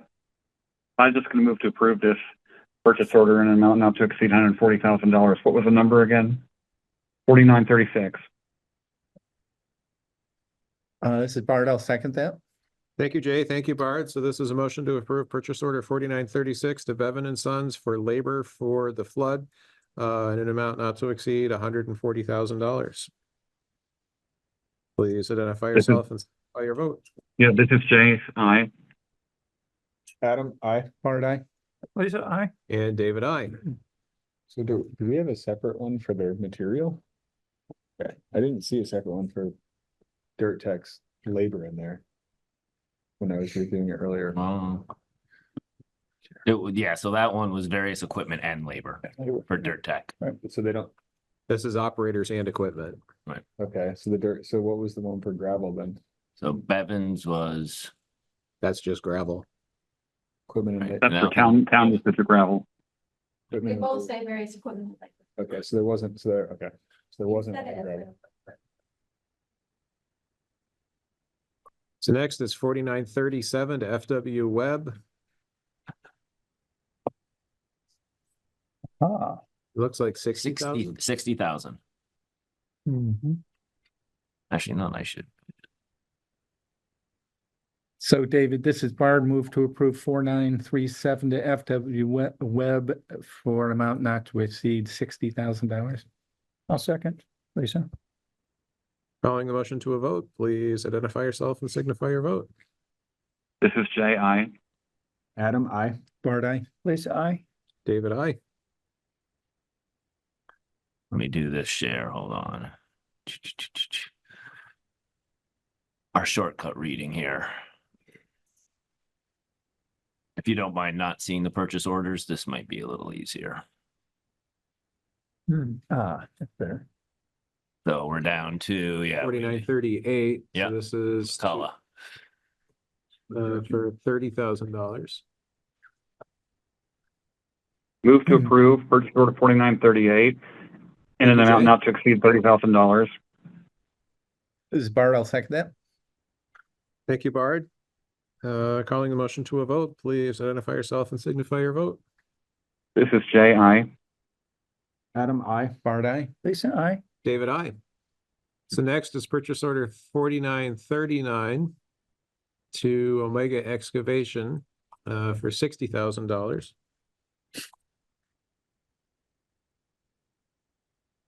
We have a motion to approve. Yes, Mr. David. Chairman, go ahead, David Bard. Go ahead. This Bard, motion to approve PO 4939 to Omega Excavation for crushed gravel and rock not to exceed $60,000. Do we have a second? Adam, second. Thank you, Bard. Thank you, Adam. Calling the motion to a vote, please identify yourself and signify your vote. This is Jay, I. Adam, I. Bard, aye. Lisa, I. David, aye. David, I'd like to move to approve PO number 4940 to FW Whitcomb for miscellaneous rock and plant mix not to exceed $60,000. I'll second. This is Jay. Okay. Thank you, Lisa. Calling the motion to a vote. This is a motion to approve purchase order 4940 to FW Whitcomb in an amount not to exceed $60,000. This is Jay, I. Adam, I. Bard, aye. Lisa, I. David, aye. Motion approved. Next, I need a motion to approve purchase order 4941 to Richard Cowles for miscellaneous size blast rock not to exceed $95,000. I think if you look at that PO, that's the blast rock and labor Okay. and equipment for Williams Hill. Mr. Chairman, I move to the board approve PO 4941 to Black Rock for not. Cowles. Richard Cowles. Oh, it's Richard Cowles, sorry, LLC for miscellaneous size blast rock, not to exceed $95,000. This is Jay, second. Thank you, Jay. Calling the motion to a vote. This is Jay, I. Adam, I. Bard, aye. Lisa, I. David, aye. Next, I need a motion to approve purchase order 4942 to MTE for vent track replacement. Is that a water? Sounds like a medical condition. Yeah. Is that the? I don't remember looking at that one. The ventilator fan thing. That would for have the been fire water and department. sewer though. If I remember correctly. Track. Oh, okay. That's my memory. Can we pull that? Can you pull Yeah. that up really quick? Mr. Chairman, I move we approve PO 4942 to MTE for the Ventrac replacement, not to exceed $31,197.90. Thank you, This Lisa. is Jay, second. Let's Thank you, look Jay. at it to confirm what it is. Yeah. Yeah, hold on. I'm pulling that up. Duncan's See, pulling yeah, it I up. got it. I thought it was the culvert. No, it is, sucker. it's highway. Oh, is it? Yeah, hold on. Where to go here? So, yes, we've got the new 2024. Yeah, Oh, yeah, it's Yeah, equipment. gotcha. that's the culvert sucker outer. Yeah. I wonder why we thought that was so. Yeah, we go in with a bunch of other towns on that. So that's our Yeah, portion. only 2 Ventrac deals. Cool. Sorry about that. Jay, you want to start? Yeah. This is Jay. Aye. Adam, I. Bart, aye. Lisa, I. David, I. That was 49-42. Yeah, so now 50-11. Mr. Chairman, I move to approve purchase order 5011 to Richmond Rescue for the fiscal year 25 donation not to exceed $58,338. Thank you, Jay. Is Bart, I'll second that. Thank you, Bard.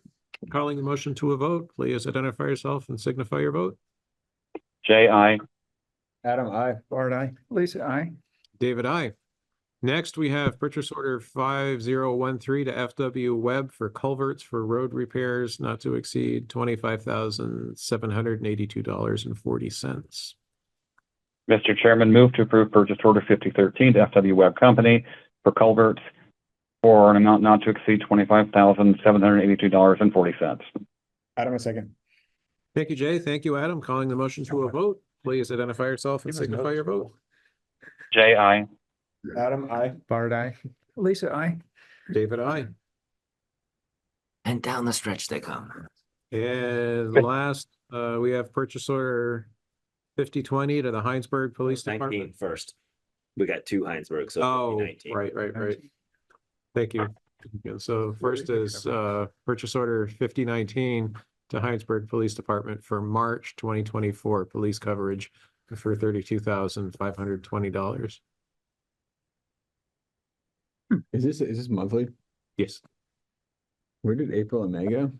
We had already paid those. Huh. I don't know why Okay. March got hung up, so that where your Gotcha. next question is Okay. going, but yeah. Does March have more days? June? I mean, Have to repeat it every time, or can I just say, so moved, seconded, because you already read it? Yeah. Save yourself time, guys. Seconded. so moved, yep. Seconded. Okay, so this is a motion to approve purchase order 5019, motion made by Adam Wood, seconded by Bard Hill. For March police coverage for $32,520. Please identify yourself. Jay, aye. This is Jay, aye. Adam, I. Bart, aye. Lisa, I. David, I. So next is purchase order 5020 to the Heinsberg Police Department for June police coverage for $32,430. Mr. Chairman, so moved. Nice. Fast. Looking for a second. You gotta read it again, though. Yeah. This is Jay, second. This is Jay, second. Okay. Motion made by Lisa Miller, seconded by Jay Furr to approve purchase order 5020 to the Heinsberg Police Department for June 2024 police coverage in an amount not to exceed $32,430. Calling the motion. Jay, to a aye. vote. Adam, I. Bart, aye. Lisa, I. David, I. One word. It's like renting an eye. And the warrants. Move to accept the warrants as presented. Thank you, Jay. Is Bart, I'll second that. So calling the motion to a vote, please identify yourself and signify your vote. This is Jay, aye. Adam, I. Bart, aye. Lisa, I. David, I. Warrants are approved. Items for next agenda. So we will have the size of the Trails Committee coming before us, so we can possibly amend the number of slots on the Trails Committee. We will have flood updates. Public-private road, The PPR. driveway. Letter K. Playground. that. Lot K. And a lingering question, if I could. Please. Somehow Kevin Wilson is still on the cell phone bill. He should not be. No, he shouldn't. I don't know if he's using We that should give number. that phone to water sewer.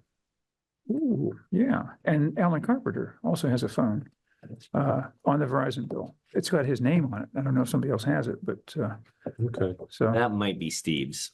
probably is. Yeah. I Yeah, was it's gonna call probably it just to see Steve's who that the answered. one and that I he- thought, that nah, went It's gonna make. defunct, charge. right? Because if Steve's not on that bill, that would be his. Maybe that's why his phone doesn't work that well. Right. Yeah, exactly. Uh, Do Does Alan still have a phone or we just have a phone hanging out that we're paying for? I don't know. I'm thinking it's Steve has the phone, because I think when Steve took over responsibilities for Alan, I think he probably got the phone. That would be my guess. Gotcha. Probably. We'll follow up Right, on right, that. but yeah, I'll follow up on that. But yeah, I can't speak to Officer Wilson's phone. What's Yeah, going on. we'll follow Yeah, up I on wasn't gonna call that one. Yeah, but yeah. I can follow up on that cell phone stuff. Okay, anything else to come before this board tonight? On that too. My kid was- Okay, you want this? Just a note. Yeah, thank you. Mr. Chairman, move we adjourn. Thank you, Jay. Do we have a second? Bart, I'll second. I'll Thank you, third. Bard. Okay, motion made by Jay first, seconded by Bard Hill for adjournment at 9:43 PM. Please identify yourself. and say- aye. Adam, I. Bart, aye. Lisa, I. David, I. Perfect. I skipped Thanks, lunch. everybody. Thank you. Thanks, Jay. We'll just turn the line off. Hurry up and come back.